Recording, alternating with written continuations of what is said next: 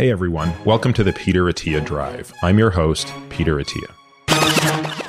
The drive is a result of my hunger for optimizing performance, health, longevity, critical thinking, along with a few other obsessions along the way. I've spent the last several years working with some of the most successful, top-performing individuals in the world, and this podcast is my attempt to synthesize what I've learned along the way to help you live a higher quality, more fulfilling life. If you enjoy this podcast, you can find more information on today's episode and other topics at peterattiamd.com.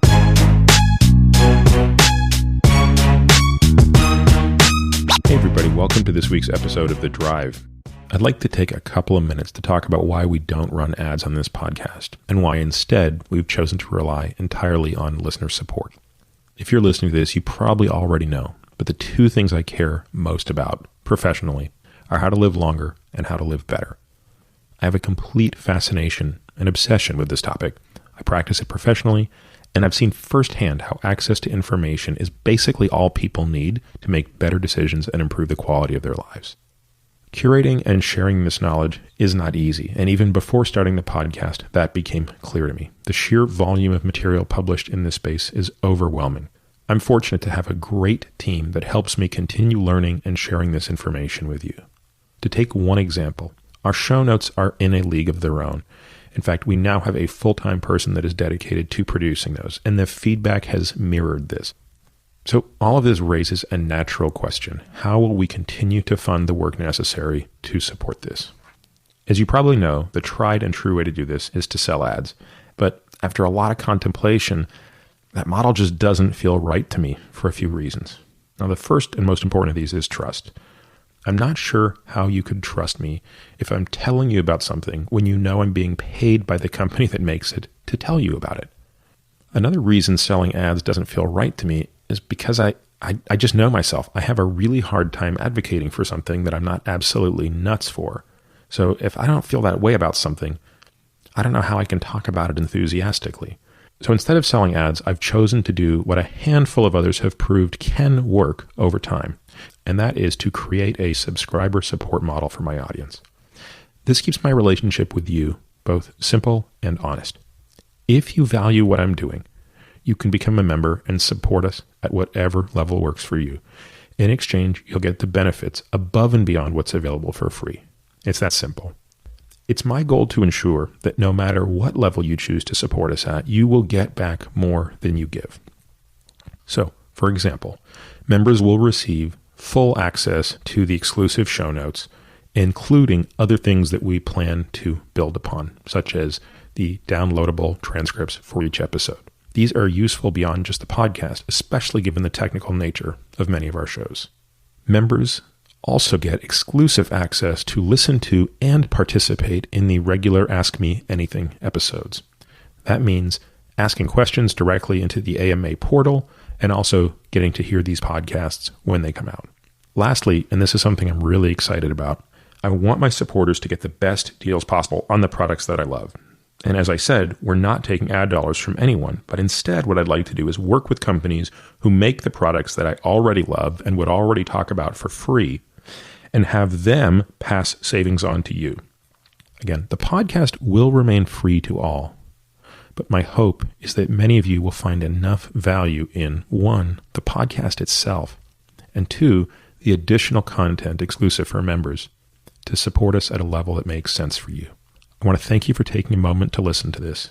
If you learn from and find value in the content I produce, please consider supporting us directly by signing up for a monthly subscription. My guest this week is Damon Hill. Damon is the 1996 Formula One world champion. And even by the standards of Formula One world champions, Damon's career was incredibly interesting and took place during a brief but intense, tumultuous period in Formula One. He was Ayrton Senna's teammate during the tragic year in which Senna's life was lost, and he went on to have legendary battles with Michael Schumacher. Now, you might be thinking, if you're not a Formula One fan or a racing fan, why would you listen to this episode? Well, I want to address that up front and say that this is really not an episode about driving. Basically, the driving, the racing, all of that is really a substrate or a vehicle through which we discuss the journey of Damon's life, which was given a tragic jolt when he was 15 years old, and his father, the legendary Graham Hill, two-time Formula One world champion, died in a plane crash that he was flying. And I think it becomes very clear when you read Damon's incredible autobiography, Watching the Wheels, which I can't recommend highly enough, how much of an impact that had on Damon. Something that to this day, it's clear has still shaped and forged so much of who he is. He's very open in this biography about his depression. And it was when I read his book for the first time about a year ago that I realized I just had to interview Damon. And this interview did not disappoint. He was incredibly open, incredibly forthright about the struggles that he has had, the inadequacies that he has felt, and the journey that he's been on to basically break the cycle that he felt he would have passed on to his kids had he not figured this out. Of course, we do talk quite a bit about racing and we go into great detail. And I think that in many ways, Damon's account of what happened that tragic day on May 1st, 1994, when Ayrton Senna died at Imola, is probably the best account you will ever read. In fact, I make the point to Damon that it's really his book and his account of it that probably changed my mind about the events of that day. I could go on much longer about what we discuss in this episode, but I think this is one of those ones where you just have to sort of take my word for it and listen to it. Again, if you're not a racing fan, I don't think it matters. This is really not a racing story. It's a human story that's cloaked in a racing story. And of course, if you have any interest in motorsport, especially F1, I think the nuance and detail of his career will be illuminating. So without further delay, please enjoy my conversation with Damon Hill. Damon, thank you so much for making time on what is obviously a very busy weekend for you. It's not as busy. I'm not actually working for Sky, which is my usual job. So I would have to be normally in quite early, but I'm working for F1 on a promotional basis. So I get a little bit of extra leeway. So, awesome. But even so, you hit the ground running when you're in Formula One. And I've just come from a promotional event for Formula One, and then journalists want to talk to me because Lewis is probably going to stitch up his 6th world title. So they want to know what other world champions think of Lewis's performance. So you have quite a few other various things you get involved with. Well, I'm going to resist every urge to go down that path, which I would love to go down and talk about all the nuances of the current day, the grid versus, your era and stuff. But we'll get to that in time. I honestly just want to start by saying something, which is your book is incredible, and I can't recommend it highly enough to everyone. So your autobiography, Watching Wheels, which came out 3 years ago, is kind of one of these books that's sort of about racing, but sort of not.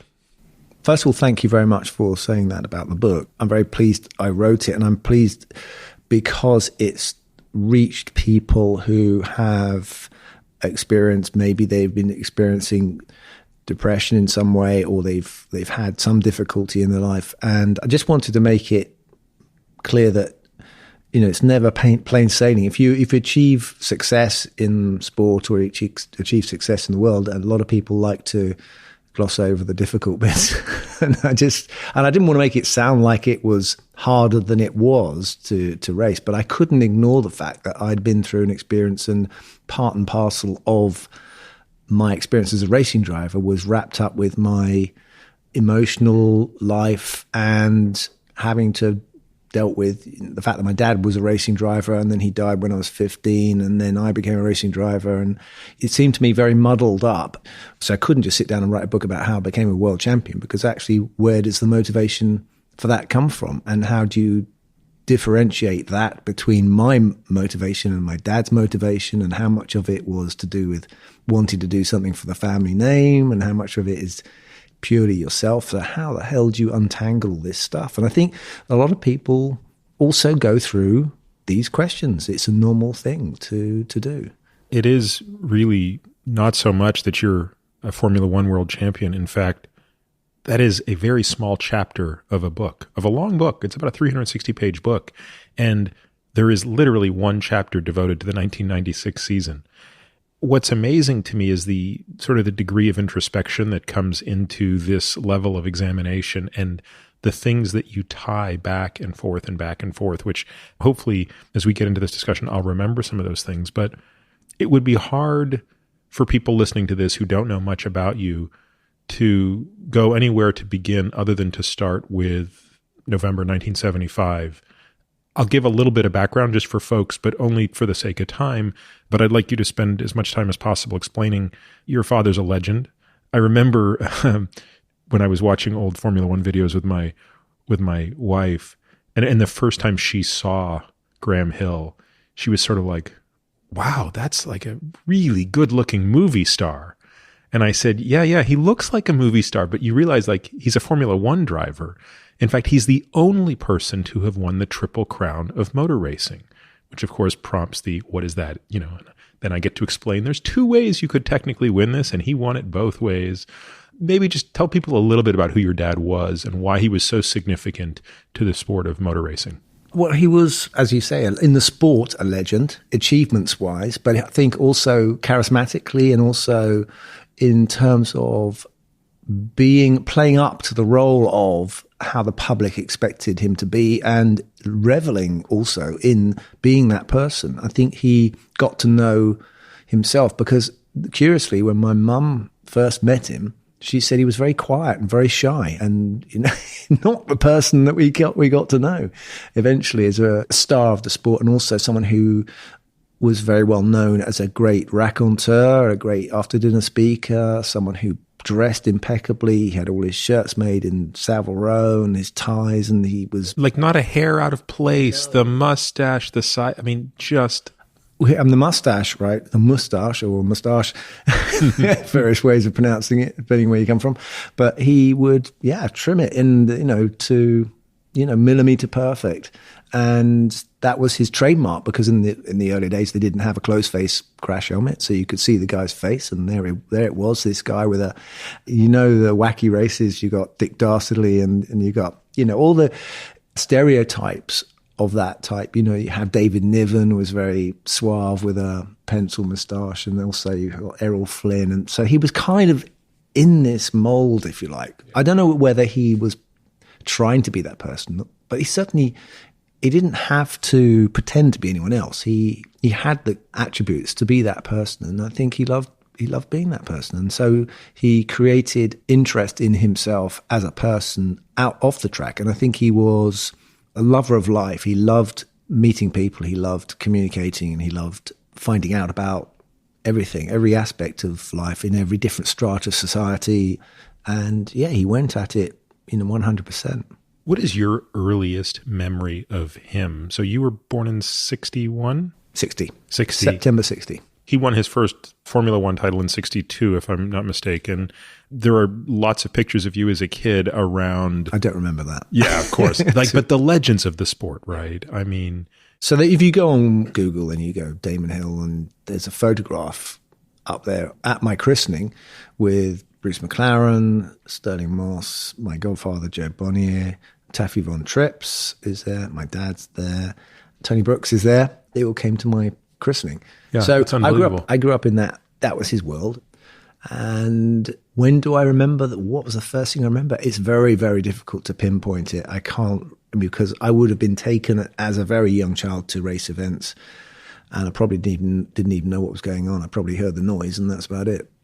But I think it becomes apparent when you go to school. When you go for the first time, you meet kids who have heard of your dad, and you haven't, in a way. You kind of it's just dad who you're talking about, and then you become And actually, the teachers are very conscious. So I think you pick that up, that there's something unusual about your dad, and then you start to look at the world through a different prism.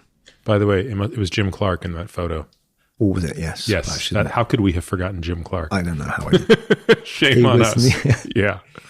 Which speaks to another interesting point of your dad's era, which is how many of those guys died in a car? And I think I've talked about this before on the podcast. Probably my favorite documentary on all of F1 is called One. I think came out about 5 or 6 years ago. Yeah, I remember that one. It is just such a beautiful depiction of those transitions in that era that your father lived through, that Jackie Stewart lived through, that these guys lived through. It is kind of a miracle that they came out alive. It is. Statistically, I think they knew that if there were 26 drivers in those days on the grid, some years it wasn't unusual for them to lose 2, and that's like 12 to 1 chance of surviving.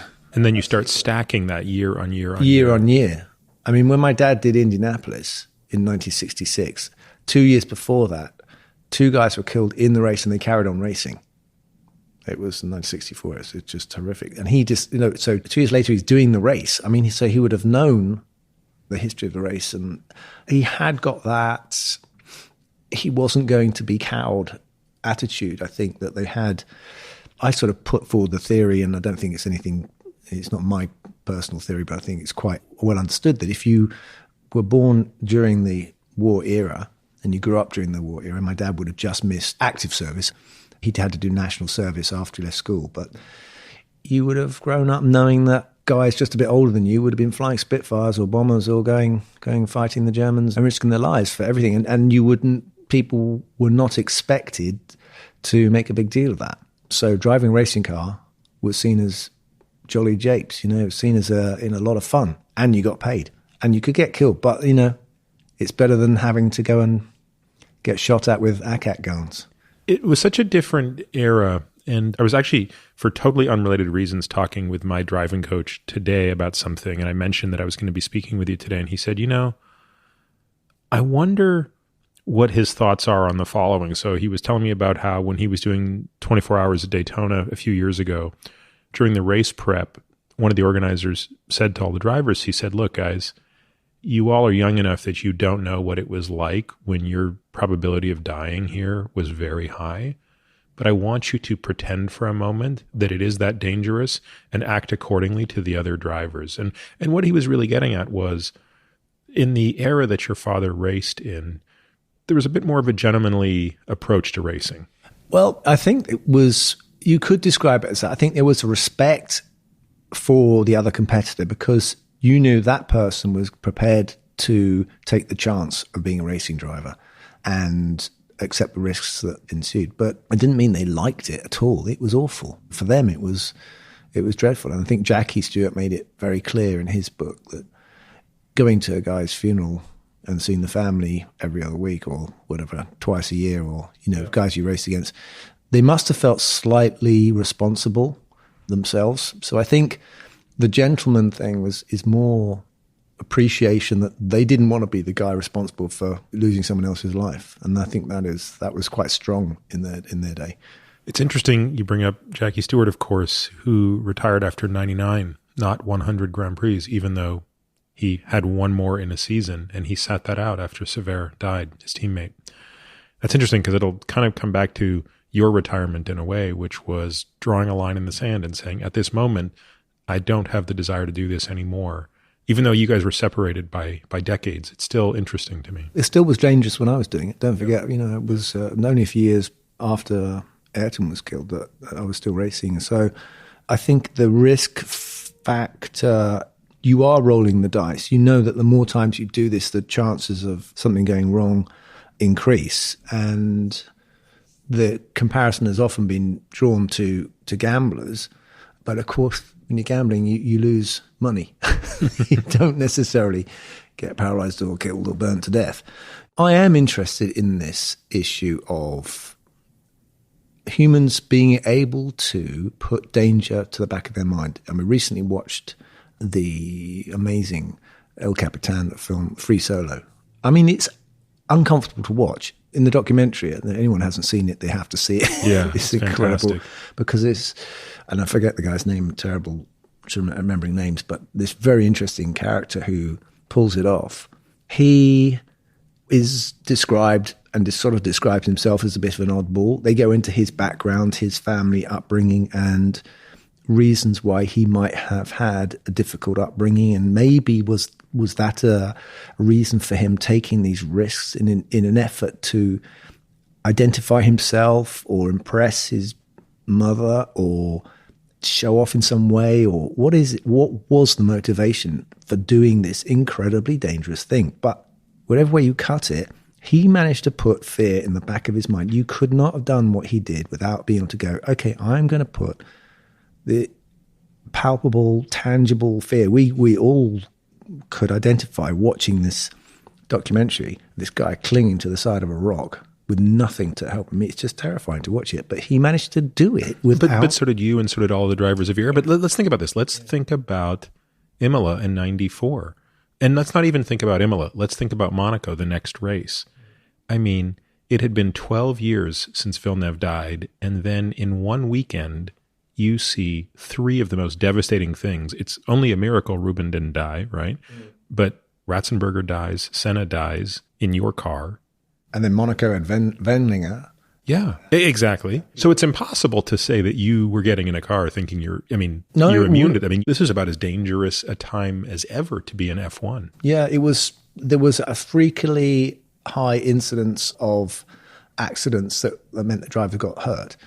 So it suddenly was raining. I think Niki Lauda described it perfectly. He said, that God had his hand on F1 for all this time and now he just took it off, and that seemed to be what it was. It was like, okay, brakes are off, guys. You've had a good run and now we need to rebalance the odds. And it was just happening one weekend after the other, even in testing as well. And you had people like Pedro Lami's accident. And actually before that, even Johnny Herbert was nearly killed and Martin Donnelly, who was my teammate in Formula 3, and then he got killed in Jerez. And so did you, when you were in that car, what were you blocking out of your mind?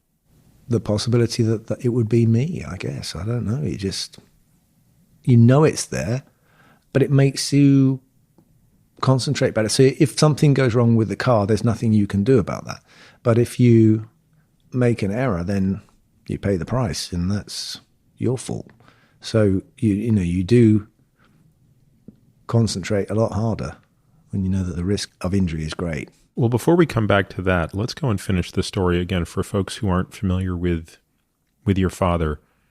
It all changes November of 1975, November 29th, if I recall the date. I think the way you describe it in the book is really, really difficult to read, truthfully, because you don't gloss over the little details of the night. You're watching TV with your sister. Your mom is in the other room. And then you hear something on the TV. Yeah. And I think what it tells me, and what I'm telling, also connecting with other people who've had similar experiences, we don't get over things like that. It's the worst thing that you can imagine happening. I'd like to think that, I think a lot of therapy is about people getting over those experiences, but I don't think you can possibly ever unremember the emotions. What you can do is you can recognize that those emotions had a relevance there and then at that time. And if you've locked them away and haven't revisited them and kind of exercised them, then they come back to you in other situations when you're not conscious of why you're feeling those emotions at that time. So they can be reduced in that way. But if I want to go back to that moment right now, I will get the same sensations that I had back then. And I don't want to put you through that. I can feel it in reading the words, let alone hearing you say them. But for folks listening, your father was in a plane crash. Yeah. And one of the things that stood out in reading it was how vividly you remember your mom screaming. That strikes me as incredibly palpable. Everything that you just said a moment ago about the challenge in processing that and all those things, how old were you when you finally realized that was the case? That those are unresolved issues that can't just be forgotten? Yeah, I think not until I stopped, a couple of years after I stopped racing, I think. Because one of the issues, as I just mentioned before, is that your mind, who am I? Am I different to my dad? Because if I'm different to my dad, I have to live longer than him. And I was 42 and he died when he was 46. Yeah. So there's anxiety, creeping anxiety that comes with this, you're following a pattern and you don't want to follow a pattern because it's a bad pattern to get into. So you have to differentiate that. You have to change course somewhere. That was one of the big pressures for me as a driver. Was I had a family. I didn't want to put them through what our family had gone through. And you talk about that on a couple of occasions in the book, which was, and I don't know if it was deliberate, but you keep making the point, you weren't afraid of dying for the sake of your life, but you were very afraid of it for what they would go through. Yeah. Because obviously you'd experienced it. Yeah, I think I would I mean, if it would be at all possible to be angry with oneself if one had died, to be posthumously, you don't want to be. Yeah, you don't want to do that. But at the same time, in humans in all kinds of situations, whether they're in the military or they are in the emergency services or they do some other job, that we as adults put ourselves in the firing line somewhere at some point, and our children maybe are too young to appreciate that. But when they become older, they will also see that. We can't go through life in cotton wool. You know, we have things we have to do as humans to fulfill ourselves. I would hope that by taking chances, I mean, when I say taking chances, I mean calculated chances that have a benefit somewhere, somehow, that my children would also not be afraid of doing those things. So speaking of fear, I can't imagine what it's like for your mom to lose her husband when she has 3 young kids, teenagers. I guess, yeah, your sisters would have been teenagers as well at the time, right? Yeah, my eldest sister was 16, but my younger sister was only about 11. And you're already at this point into motorcycles. Yeah, for fun, riding in the fields and in the woods on small motorbikes and off-road bikes. I hadn't got a road license then, so... It's kind of amazing to me that you didn't have a karting background. You were, by your own admission, very late to auto racing, that you could be as successful as you've gone on to be. I think just to sort of move the story along a little bit, let's go to when you decide you want to be an auto racer. Well, I wanted to race bikes from quite a young age. I was impressed, but a friend of mine, when my dad died, a friend of my dad's who was Peter Gethin, actually, he actually raced for my dad, but he was a Formula 1 driver, and he took me and a friend of mine down to Brands Hatch not long after my dad had died, just because he knew I liked motorcycle racing. He said, why don't you come and have a look at these bikes going around Brands Hatch? And I'd never seen anything like it in my life, you know. And I'd been to so many Formula 1 races, literally sitting there yawning as, you know, Jackie Stewart goes and wins another race, you know. It was like, he used to go past, he used to go and spend end of our summer holidays, we'd go to Monza and we'd be parked up in some grandstand somewhere. My dad went and raced, and we'd literally sit there and Jackie Stewart would go past, and then about half a minute later, everyone else would go past, and it would go on for 2 hours. And you were going, you know, didn't do it for me. Car racing. Is that because the driver isn't using his body in a car the way he's using his body on a motorcycle? I think that's a big part of it. I think as I mentioned before, I kind of like sports where You're the projectile. I'm the projectile, but I'm also the acrobat, you know, and I think that it's very difficult to see that in car racing. And I think that's one of our big problems with why, you know, with people appreciating the current crop of Formula 1 drivers. They might appreciate it when they're watching the race in the wet, and, you know, sometimes you can see the speed and sometimes you can see their reactions, but not nearly as clearly as you can when you watch a skier or you watch a surfer or you watch a guy on a MotoGP bike. It's abundantly clear that they are controlling the vehicle. And I think that happened to me. So I went to a bike race and I saw these bikes go past, and I just couldn't believe there was a guy sitting on the bike doing that sort of speed and having ridden a bike myself, I just thought, oh, me do that. You know, it was one of those dumb moments. You can't think straight, but you just like the smell of the bikes, you like the noise of the engines, you like the whole thing. So that was my ambition, to go bike racing. And my mum... I was just about to say, what was your mum's reaction? Well, can you imagine? I mean, to me, it seemed like a long time ago, but actually it was only 3 years or 4 years ago since my dad died, which is nothing in terms of those things. So I go, Mum, do you mind if I, you know, race bikes? And to her eternal credit and bless her, you know, she recognized the situation, which was that my dad had raced. How could she deny me, her own son, the opportunity of doing something that, and she had admired my dad for his bravery and skill as a racing driver as well. So here was her son, only a few years after the tragedy, coming and saying, do you mind if I have a go at racing bikes? And she said, I don't mind. I think she took a deep breath, but she said, I don't mind you doing it, but as long as you do it properly. I don't know what that means. I mean, what does it mean? Go as fast as you can. I would just interpret it as don't get hurt. But yeah, I think but she knew there was no way you can stop guys and girls from doing these things. So she let me do it. And I mean, she never said, no, you're not doing it, which is not the case with some drivers. And Jackie Stewart being one, his mother never spoke to him because he raced behind her back. She told him, you're not to go racing, and he did. And then when he retired, he phoned her and said, I'm retired. And she said, you're best off out of it. That was the end of that. She didn't actually ever say, well done on winning 3 world championships. As far as I know, she just was a bit still cross with him for... Wow. So how did you make the transition from racing motorcycles to racing cars? And given the fact that you didn't have this long lineage of karting that most of your peers had, do you still think there's something about the motorcycle that gave you an advantage that they were missing? No, I would have been much better if I'd done karting. I mean, that would be the right route to take. I had to unlearn stuff and I had to, I think particularly, you learn stuff in karting about racing, which I had not learned before wheel racing and the tactics they employ. And I'm thinking clearly that someone like Michael Schumacher and people like Johnny Herbert, they were used to these guys putting their cart inside the inside and, you know, chopping you up and all that stuff. In bike racing, they don't do that. They do it a bit more now, but in my day, they didn't do that sort of thing because you'd go down, both go down, you know, so it wasn't quite the same argy-bargy in bike racing. It was more of a clean pass each time. But so why did you decide to make that transition? Well, I enjoyed bike racing. I'd done okay, but I'd had a bit of I didn't really pick it up properly. And then I had to go back to the beginning and start racing at club racing. And I thought, well, I still love doing it.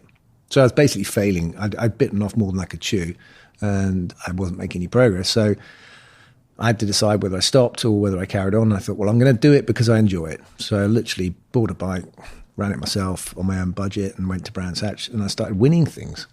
And about the same time that this was happening. So this is about 1980? 84. Okay. I started winning these bike races. And then somebody about the same time had said, because they knew I'd raced bikes and I don't think, my mum must have said, well, he's not doing very well and it's not really happening. And they said, well, you should get him to have a go in a car. So she says to me one day, a friend of mine said, you can have a go at his car. He runs a race school in France. It's called the Winfield School.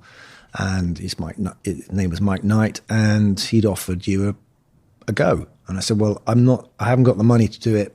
And I'm not spending any of the money I spend on my bikes to do it. She said, don't worry, they'll let you have a go for nothing.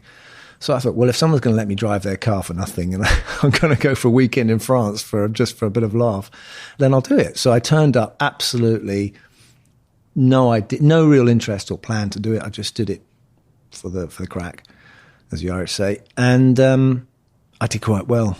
What kind of car? It was a Formula Renault. 2000? Yeah, I think so, yeah. Yeah. And it's a school car. It's the same school that Prost and Tambay and all the French drivers, Lafitte, had been to. And one of the things they had, which was sort of attractive to me, was fully paid. If you did well, if you won the school scholarship, you get sponsored to compete in France in a championship. And they'd pay for it. Renault Elf would pay for it. And I was absolutely rubbish. I'm not a commercial person. I was absolutely hopeless at getting sponsorship, so I was always short of cash. And although I want to talk about Sega later on, 10 years later. Oh, yeah. Okay. We'll come back we'll to get there. So it was a pragmatic decision. I just thought, well, doesn't seem to be going anywhere. The the bike racing thing is struggling. But just at that time, I started winning everything on bikes. I found the knack. And just recently, a friend of mine gave me some DVD that someone had put together of some sad person had stood by the side of the track at Brands Hatch and videotaped everything. In those days, it was a video camera. And they put together a DVD and I was watching myself before I came out here, actually, of my bike racing. I'd never even seen it before. And, I looked quite good on a bike and I won everything. I literally won everything I did that season. But it happened just at the time that the car racing thing was starting to take off. So I had to make a decision at the end. Okay, am I going to really seriously be able to do this as a career for bike racing, or am I going to... What were the economics of motorcycle racing at that time? I could do a season, for a couple of grand on my bike. What could you make? Could you support yourself? I wouldn't win anything. No, I mean, if I went to national level, you could, I think some of the races they had £10,000 prize money or something, but it was that or Grand Prix racing. And the only real guy who made any money was Barry Sheene. There was just very few people really earning a living. If you wanted to go and do the Isle of Man and risk your life, and you could earn a bit more money, but it seemed to be a poor equation. I'm just going to pause for a moment for the listener.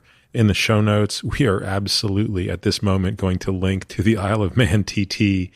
If you have any interest in understanding what we're talking about, you must watch this, or you can just go to YouTube and search Isle of Man TT, as in time trial, and you're going to watch something that you will think is being played in fast forward. It is not.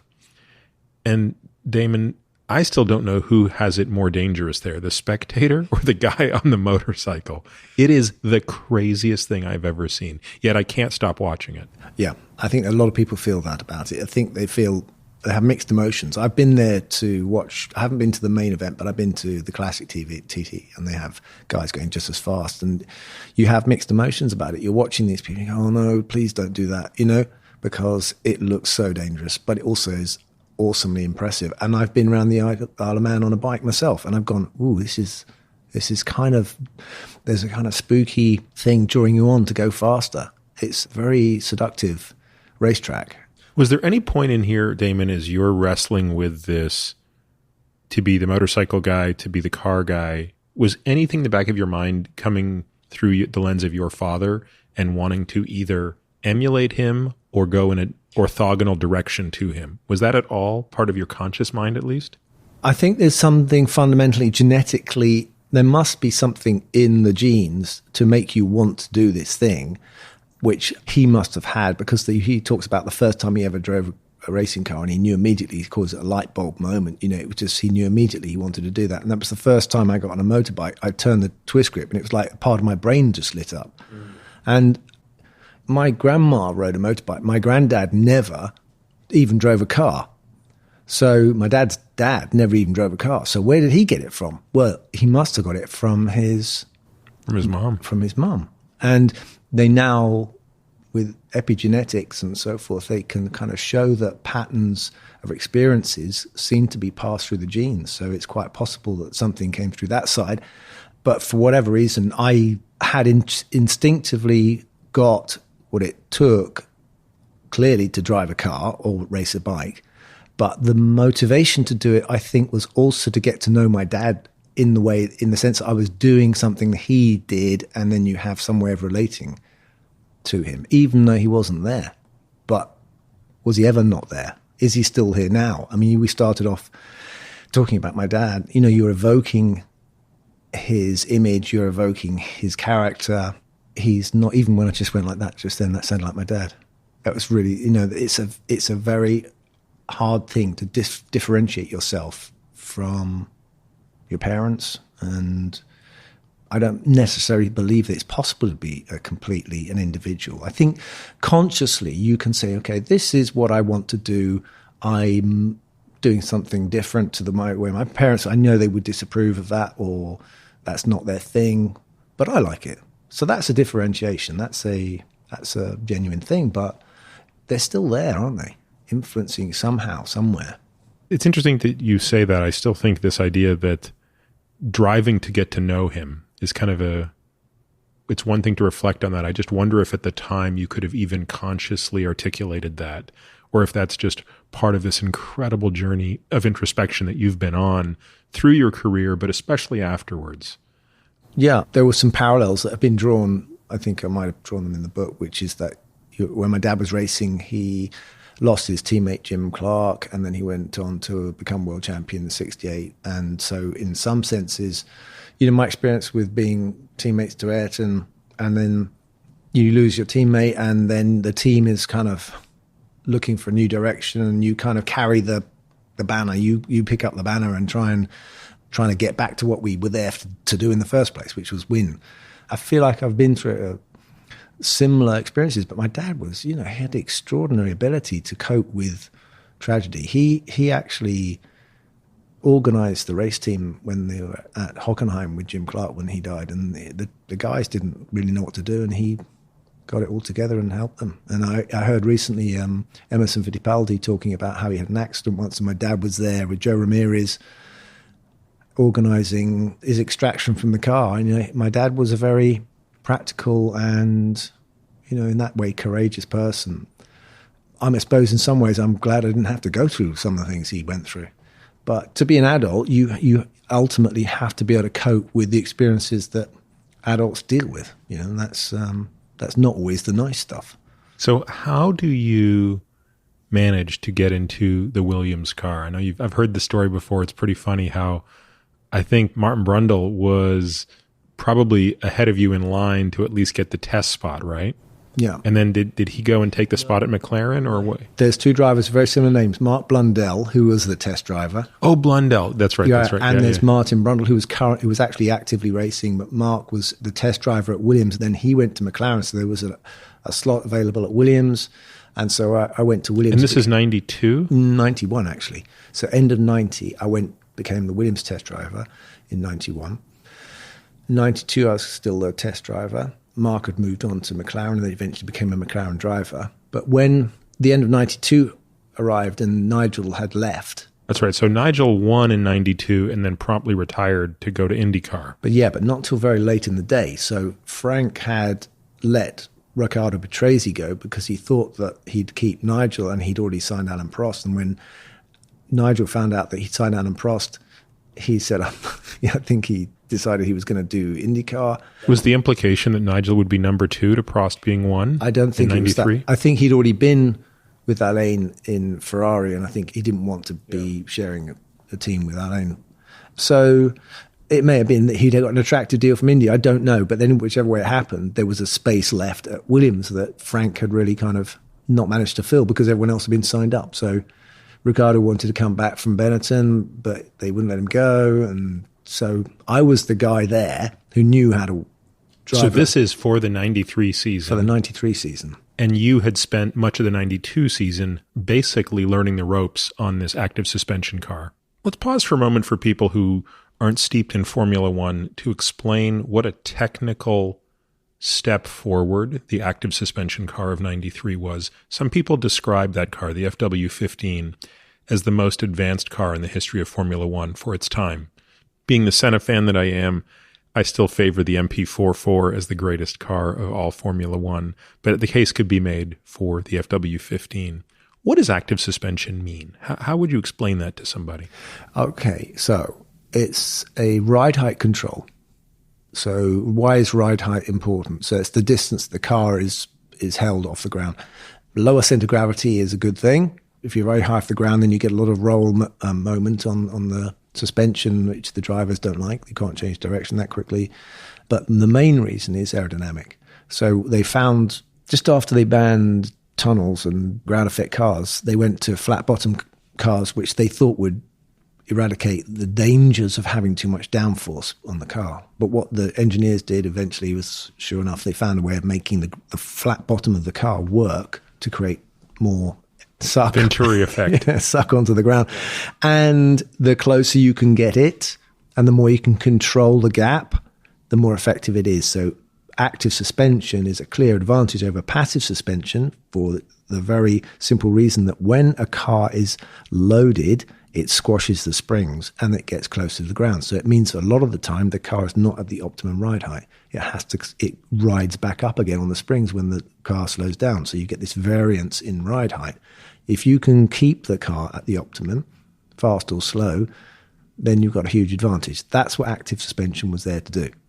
But it had a lot of other interesting side effects in that you can change the attitude of the car all the time. So you could even stall the diffuser on the straight, so you could lower the back above a certain speed. I just love it. I love hearing you talk about this. So you could play with it a lot. We tried all sorts of things like making it roll into a corner so it would have stagger on it, which they use in Indy cars. So if the corner goes right, you'd make the left side of the car pop up a bit and the car would lean into the corner like a motorbike. Yeah, it's just unbelievable So do you remember in 92 when you were testing these features out in anticipation of the 93 season, not actually knowing that you would be the driver? Yeah, I didn't know I'd be the driver. I knew that Nigel was making a good job of making it work. And I knew that if I was in that car, I would also be up the sharp end of Grand Prix racing, but it was never more than a pipe dream. I honestly thought I was 32 by then, Yeah, let's reflect on that for a moment. Today, a 32-year-old rookie, it's an impossible concept. They wouldn't get you in. You wouldn't get in the car. I just don't think that any team would put someone of that age in the car. I think a lot of people look at it from the point of view that what's his long-term future like? They're even looking at drivers now who are, I think it's the youngest average age of a grid in any year of Formula One at the moment. But they're looking at drivers who are 28 and thinking they're old now. I mean, Sebastian is 32. It's hard to imagine Sebastian as a rookie now. I mean, he is 12 years into his Formula One career at the age, and 4 times a world champion at the time that you were entering your rookie season. And to your point earlier, not coming from a karting background. So you could say, I shouldn't have been there, Peter. Honestly, it was just pure. I was down and out when I was 29. We'd had Ollie. We were talking about my first child, and he got Down syndrome, and I'd lost my drive in Formula 3, and I had to I just bought a house. We had a mortgage. Interest rates had gone up to 17%. Can you imagine that? That's hard to believe. Can you imagine Wall Street now? It was 17% interest on a mortgage, and I just had my first child, and it turns out it's got Down syndrome. So Georgie and I are just working out, well, what's that mean for the rest of our life? What do we? And I still wanted to race cars. I mean, I was mad. What madness was this that made me press on? Because it turned out okay in the end. There's a line here, which it's a quote I'm sure I'm bastardizing, and it's basically like chance favors the prepared mind. The context of the quote, and I can't even remember if it was Einstein or Louis Pasteur, but there was a scientist who made this point, and the idea was you look at scientific breakthroughs and you think it's an inspiration or a flash of genius. And the point is, no, it's not. It's a lot of hard work. It's toiling. It's failing. It's doing the experiment over and over again. It's failing. It's failing. It's failing. And if you pay enough attention, you're going to see the right thing. Great scientists always talk about this idea that what separates the good ones from the great ones is the great ones are able to see the right thing at the right time. They're able to extract from the data that which others don't see, but that requires being there. That requires being in the trenches. And in many ways, I think that's what that 92 year was. You put your head down, you were in the trenches, you showed up every day, you test drove that car, you basically helped Patrick and Adrian make what would, like I said, probably be the greatest technologically most advanced F1 car ever. And you sort of did it without an agenda of, well, I'm doing this because it's going to get me here. I mean, that's sort of my reading of it as a distance, which was, it was just being in the moment and putting your head down and doing this amazing job. And so when the situation arose with Nigel going to IndyCar, I mean, I think Williams was incredibly lucky that you were there. Well, I'd like to think they felt that. I think that I did do a lot of hard work, but I didn't design the car. I worked with the engineers. I worked with Paddy Lowe, who was the computer guy who worked on the suspension. And we did play with lots of stuff that we eventually used, and I helped kind of shape it a little bit, traction control and stuff like that. And But they have to get feedback from a driver. That's the point, right? Yeah, but that's the point. Actually, it was starting to get to the point where they don't need as much feedback as they used to, because they can see it on the computer. So they actually were going, okay, we know what the gear change is doing. We're in control of that. We know we can give you a throttle that can do this. And if you've got electric, a potentiometer on the throttle instead of a cable, we can make it do this at the end. And they can see all the things. What they can't do is put their bum in the seat and go, that's a scary feeling. Well, it's not a scary feeling. The driver can't override the negative things that we're giving to him. The driver still played a part in that sense. But what I did do was, I think I was a known quantity, and I think I worked well with the guys, with the engineers, and they had Alan Prost. So it's not like they didn't have anyone. They had someone in the bank, but they took a huge risk putting a guy in who's never done a couple of races with Brabham, but they had never run at the front in Formula One, and then they clearly thought, well, he doesn't have to run at the front. We've got Alain Prost who just needs to back him up. Were you intimidated by Prost? He strikes me as sort of a pleasant guy. I mean... No, he would never, not to any of my knowledge that I've ever felt like Alain would do anything underhand to, I think he was a very decent chap, and I think he was clearly very fast, and I could learn a lot from him. So, I thought if I could beat him, then it's very much to my credit, and sometimes I did. What did you learn from him technically, in terms of like technical driving ability, and what did you learn from him at the meta level in terms of philosophy? He is a very quiet guy, and it was quite interesting. The things that I remember were him speaking to his wife on the phone before a race, and he'd make a little phone call, and he's clearly a very affectionate person, and he was quite happy for me to see that. He didn't do that in private. And when I spoke to him about the car or something like that, I would never have gone up to him and gone, Alan, how do you do this or how do you do that? You learn by watching the results of what he's been doing. I speak to the engineers that are running his car, and they say the amazing thing about Alain Prost is, he doesn't use any brakes. He's very, very light on the brakes, but he's incredibly quick. Right, very light on the brakes and very little hand movement, right? Yeah. Was never fighting the car. No, minimal movements, so obviously micro movements. So he's very clearly ahead of the car and able to anticipate it. And what he didn't do was throw loads of things at the car. He just fine-tuned it, and he fine-tuned himself. I think he knew he was quick, and I think he knew how to make a car go quick, and he knew how to race. And when you look at some of those very early races, the Kyle Army race with him and Senna was brutal with him. And, Alan was just equally tough back in that active car. He wasn't intimidated either. He was a hell of a fighter. But he'd never show you that. He wouldn't, out of the car, you'd never know that the guy was such a formidable competitor. What do you remember about Donington in 93? Well, what do I remember of that? I remember my brain was fried because I was thinking, why every time I put a set of tyres on, does it do the opposite of what I want it to do? And at the same time, Senna would just stick on his tyres for a bit longer, and God, that was just so embarrassing. We lost count completely of how many pit stops we'd done. I had no idea what was going on. And half the way through the race, you just go, this has gone so horribly wrong. It's a farce. But you suddenly find out you're second. You're running second, and you go, how the hell did I get there? I stopped 6 times, So for a guy in his first full season with the top team, it was a bit of an eye-opener. But I look back at that race and I just think, why did I let Ayrton through so easily? Yeah, because on the first lap, again, it's of the stuff of legends, right? How he drove in the rain, and that he could pass you and Prost on that first lap in an inferior car. He had a lot more experience than me. Yeah. And truthfully, I just think there was nobody on the grid that was as comfortable in the rain although he was clear to say he didn't like the rain. I remember in an interview once where someone made this point, which is, Ayrton, you're so great in the rain. And he's like, I don't like this.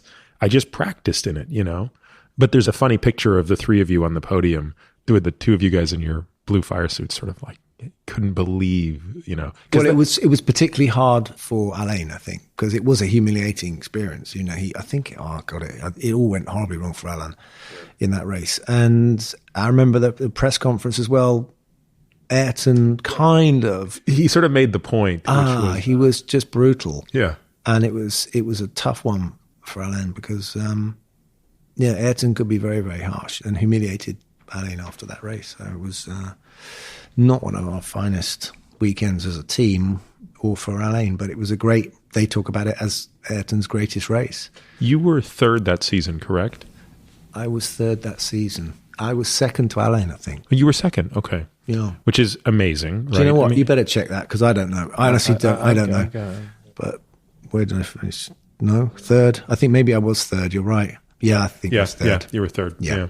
So at the end of the 93 season, was there any doubt that Prost was going to retire? Was there a chance he was going to stick around until 94, or was he very clear that it was one and done? I'm sure it was clear that with Frank that he knew he was only there for one year to get one more world championship. Okay, so he's one and done, and then all of a sudden Senna gets what he's wanted for several years now, which is he has wanted to come to Williams certainly in 92 and 93. Of course, people know the backstory. Prost had an anti-Senna clause. You don't get to have us both. But there's interviews where Williams talks about how he wanted Senna in the 80s. He wanted Senna in 84, 85. Yeah, but Frank, he gave him his first Formula One test. I don't know why he didn't sign him then. Yeah, I feel like I need to go back and sort of watch some of those old interviews because Senna's first team was horrible. And then he spent 3 years with Lotus before he went to McLaren. So you must have been pretty excited, right? I mean, you're thinking to yourself, my first season in Formula One, I'm third overall. I've just been partnered with one world champion, and now I get another. Yeah, and before that was Nigel as well. That's right. So you had three. Yeah, completely. I was completely spoilt from that point of view. I mean, I had a chance to see close up how these guys worked, which is something money can't buy. I mean, it was just great for me. I really liked the idea of having. So where were you going into the 94 season? Is Josh your second or third? Second child. Second child. Was Josh born yet? Josh was born in 92, yeah. Okay. 91. Okay, so Oliver, Josh. Yeah. But Tabitha, not yet? Not yet. Okay, so you have two little boys. The interest rate, I hopefully, has been refinanced at this point, the 17%. I think when I got to the test drive, I was able to cope with the interest a little bit.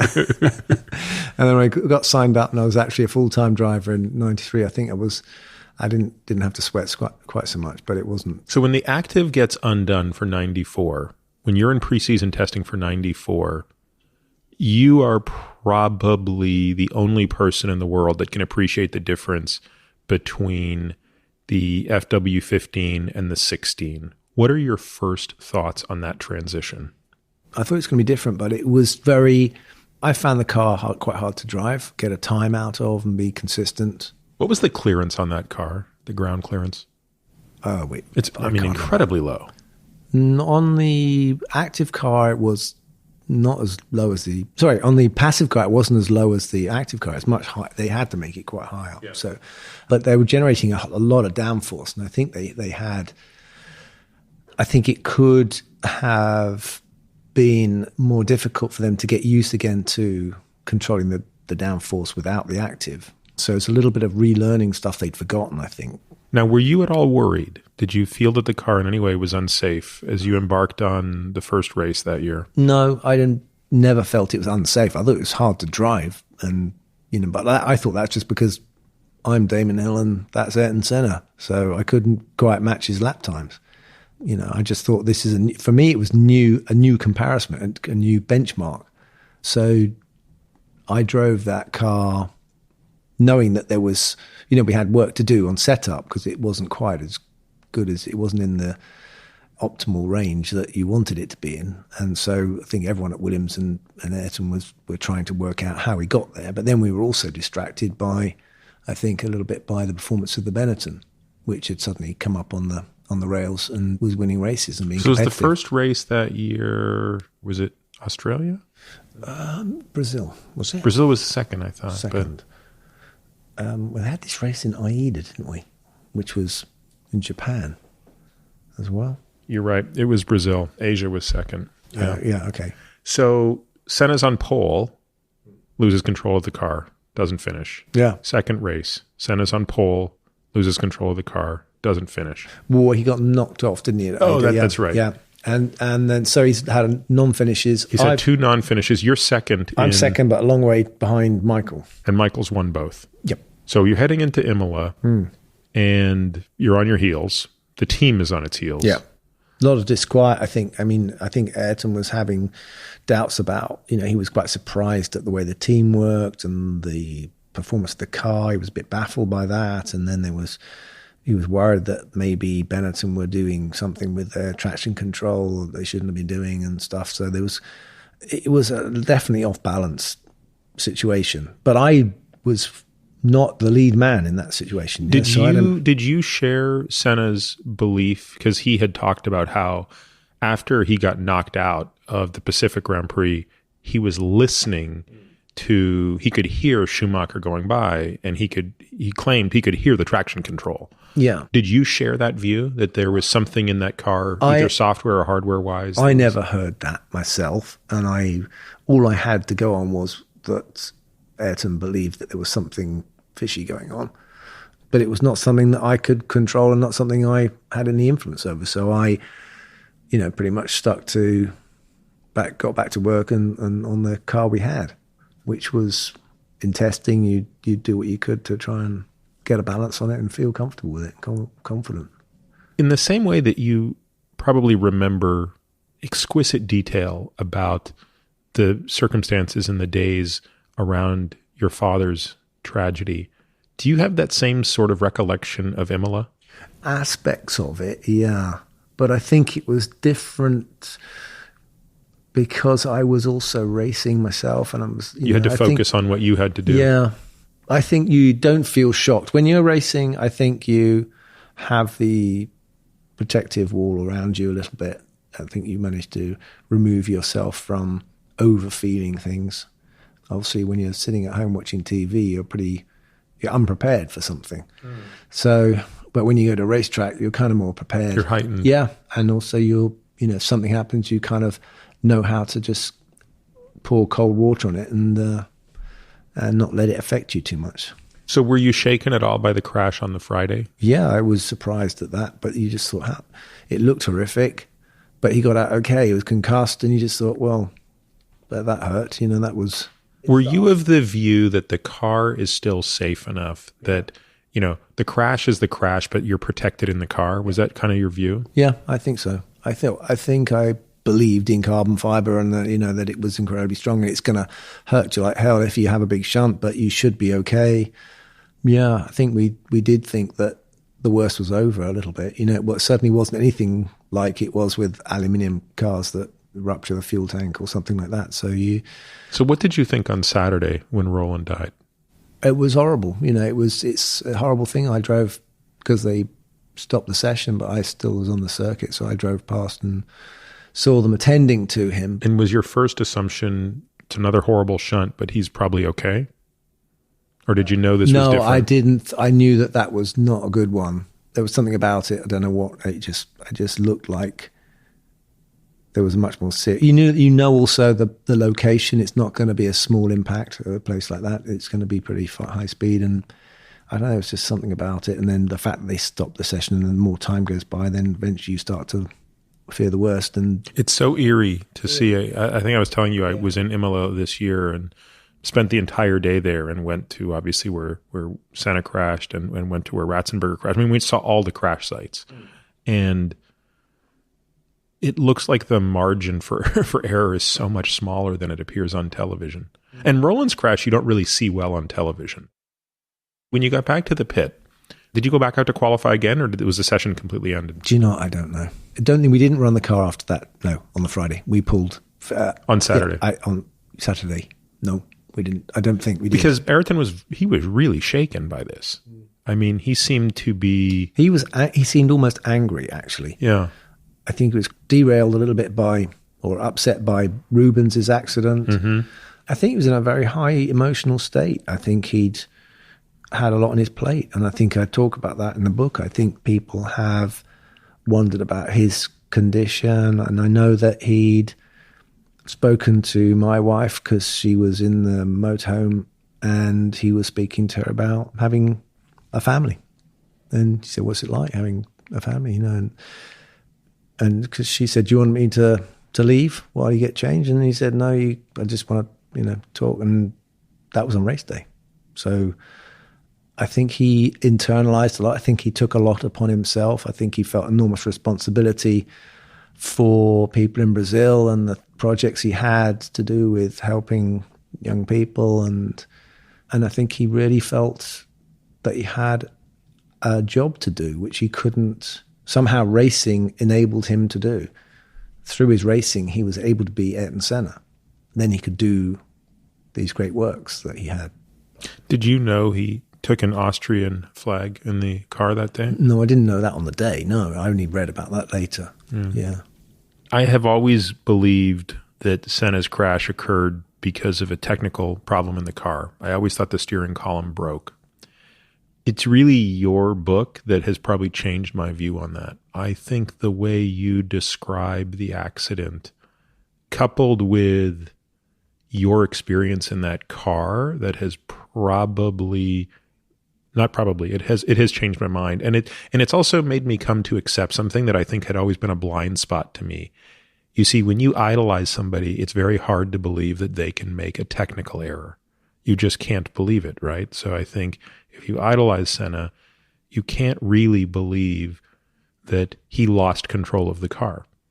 It's easier to believe that the steering column broke. And there are lots of good, we create narratives. That's sort of what we do. And you could go through all of the stories about how that cockpit was built and how the steering wheel was in the wrong position, but they had to add an extra couple of inches to Senna's steering wheel. And of course, that if you look at the shear forces on that, that's going to be the thing. And you can watch the onboard camera. And yet, in a very unemotional way, you sort of dismantle a lot of that logic. You're right. I mean, I went through it in quite a lot of detail, but that's because I had to, after the event, to go back through stuff with the engineers to see if I could shed any light on what had happened. The data I was able to see showed me what concurred with the onboard footage was that he was putting opposite lock on the car and controlling the car. And my argument has always been that if the steering wheel column broke, you'd put more lock on to make it work. And I mean, if you imagine So let's explain this to people, because I think for people who don't drive a race car, they won't know the difference between lock, opposite lock, understeer, oversteer, etc. I mean, I think you do a masterful job explaining this. But let's go back to set the stage a little bit. Tamburello is a sweeping left hand. It's a very fast left hand corner that is taken basically flat out, assuming your tires are up to snuff. Now, you also mentioned something really interesting, which was the line that he took. You were surprised at the line he took on the first flying lap after the safety car left. There was a couple of bumps and a couple of indents, like it had subsided. The road had slightly subsided close to the curb on the inside line, which is the racing line. But I didn't like going on that line because it upset the car. For me, it upset the car. So I stayed wide a bit, and it seemed to miss the bumps. But the reason I did that because I didn't want to go where he went. Not because of what what happened to him, but because for me it was a harder ride. But I'm not Ayrton Senna, and he was Ayrton Senna, and he drove the car. He wrung everything out of every car he raced. And I think that you mentioned that the only real flying lap he had, which would have been lap 6, he had the third fastest time of the day. Yeah. And that's with 65 kilos of fuel and cold tires. Yeah, they were cold, not as pumped up as they should have been because they had to go around the safety car. Well, it wasn't called was it called the safety car then? I can't remember anyway. So it wasn't a quick enough slow safety car. The super slow safety car. So my argument is that there are really what I say and what I believe is that I don't believe the steering column broke for 2 reasons. One is if the steering column broke, then your instinct is to keep steering, and that means your hands he would have just right. So for the listener, what that means is you're describing that as lock. So if your steering column breaks and you're doing a left-handed turn, you're going to be turning left as far as is humanly possible. Yeah, because your brain will not. It's disconnected. So you're a passenger. So you just instinctively put more on, and even if you don't put it on, if the steering column broke, then there'd be suddenly less resistance to the lock that he's putting on, and his hands would put more lock on because it's suddenly released. But instead, you saw the opposite. So explain what opposite lock is and how it's used to correct for a rear loss of traction. So it's the attitude of the car changes in relation to the direction of travel. So the nose of the car, when it's oversteering, the nose of the car is pointing more to the inside of the corner than, or let's say the back of the car or the middle of the car is actually at an angle to the line of travel. So what happens? So is it safe if I describe that to people as when you're oversteering, the rear of the car is turning faster than the front of the car into the direction you want to go? It's more like a compass. Imagine a compass, right? A compass spins from the middle. So if you want it to point dead north, that's good. If it starts to point slightly west of where you want it to go, which is north, then in order to get the whole thing to keep going north, you have to turn the wheel to the right. So the direction of the point of the car is to the left. You put the steering lock on slightly to the right. And that means the back of the car would act as more like a dart. It'll actually start to straighten up. And as the car straightens up, you put lock back on, so you point north. Understeer is when we won't go into understeer, but anyway. No. Yeah. But I think initially he was understeering because he reduced throttle. Yeah, I don't think it was ever understeering. I think he only ever got oversteer because he was turning into the corner, so he's putting lock on to make the car go around the corner. So you don't think he ever understeered? You think this was immediate loss of rear traction? I think it was a change of attitude because you can see from Schumacher's onboard camera that the car bottoms. And when the car hit the bumps, the car lost downforce and starts to slew slightly to the back of the car comes out to the right. So he puts a little bit of right lock on to compensate. Mm-hmm. And then he puts more back lock. When that's settled down, he's put lock back on to go left again. So the first one he recovered. Yeah. Well, recovered. He just did what he expected it to do. Mm-hmm. The next one, it was even greater, and you get more of an opposite lock on, and it suddenly snaps to the right. And I just think at the speed he was going, the loads he was going through, I think it's entirely plausible that it tank slappered on. We call it a tank slapper in bike racing. It was just a massive sideways, and with low tire pressures, you would have got a lot of lateral movement on the tire, and then it springs back. And at that speed, it can throw you off the track. I mean, I don't see that, not detracting anything. I think he was so motivated to win this race that I think he was putting himself right out there at the end of the branch. And maybe even a guy like Ayrton couldn't drive that car beyond a certain point without something giving somewhere. And I think the way you describe it, and you go into more detail in the book, we don't have to go through it here now because I want people to read this book. It's so great. But the way you talk about even being able to see like one of the radio lights or something on the wheel, the yellow light, so you actually have this frame of reference to actually see when he goes from lock to opposite lock. And I think there was just something about reading your account that, along with reading Adrian Newey's account several years ago, that really sort of changed my view a bit and made me realize, like, even your heroes can make mistakes and can lose control of the car. I mean, Ayrton lost control of the car in Brazil. Yeah. And we push the cars to their limits and ourselves to our limits. And my argument really in the book is that if you put someone under, even someone as brilliant as Ayrton, under a lot of stress, with lots of different doubts, lots of different questions, lots of different problems, and then you put them in a very competitive situation and you expect them to perform with a clear head in the same way that they have done in the past. I think something's got to give somewhere. You add in the fatality the previous day, the emotional state, the guy, the determination to win, the fact that he's in a different team, it's not going the way he wanted it to in the championship. If you put someone like Ayrton in that situation, is he going to back down? No, he's not going to back down. He's going to be Ayrton Senna. He's going to go further beyond where he's ever been before, because that's what Ayrton Senna was. He's not going to go, okay, I'll feather the throttle through Tamburello. He wouldn't be Ayrton Senna. So you write about something which is that in the days that followed, the last thing that was on your mind was to go to Brazil for this funeral, not out of any lack of respect for Senna, but probably out of the need to be with your family, frankly. And also, I didn't want to go to. I'm like, it's not. Like, it's also it's bringing back memories that the last time you were at a funeral was, obviously a very traumatic experience for you. But Jackie Stewart nudged you to go. Yep, Jackie rang me and said, "Are you going to Ayrton's funeral?" I said, "Oh, I don't know, Jackie, I can't, And he said, "You will regret it for your, to your dying day if you don't go." He basically didn't set me straight, but he made a very important point to me, which is that you have to do this in a way. Because you want to be a racing driver, you can't just sidestep the nasty bits. He's about the most capable person to say that. There's no one that could say that to you with more credibility that was still alive at that point. And, in the absence of my dad being around, he was a kind of surrogate father figure to me, giving me the right advice and impressing on me the importance of being there. And he was absolutely right. So eternal gratitude to Jackie for that. not something you want to do. You know, you don't want to get on an airplane and go to Brazil and go to be confronted with the box they put someone in when they're alive anymore. You know, it's horrible. But when, you know, Ayrton's funeral was the most extraordinary event.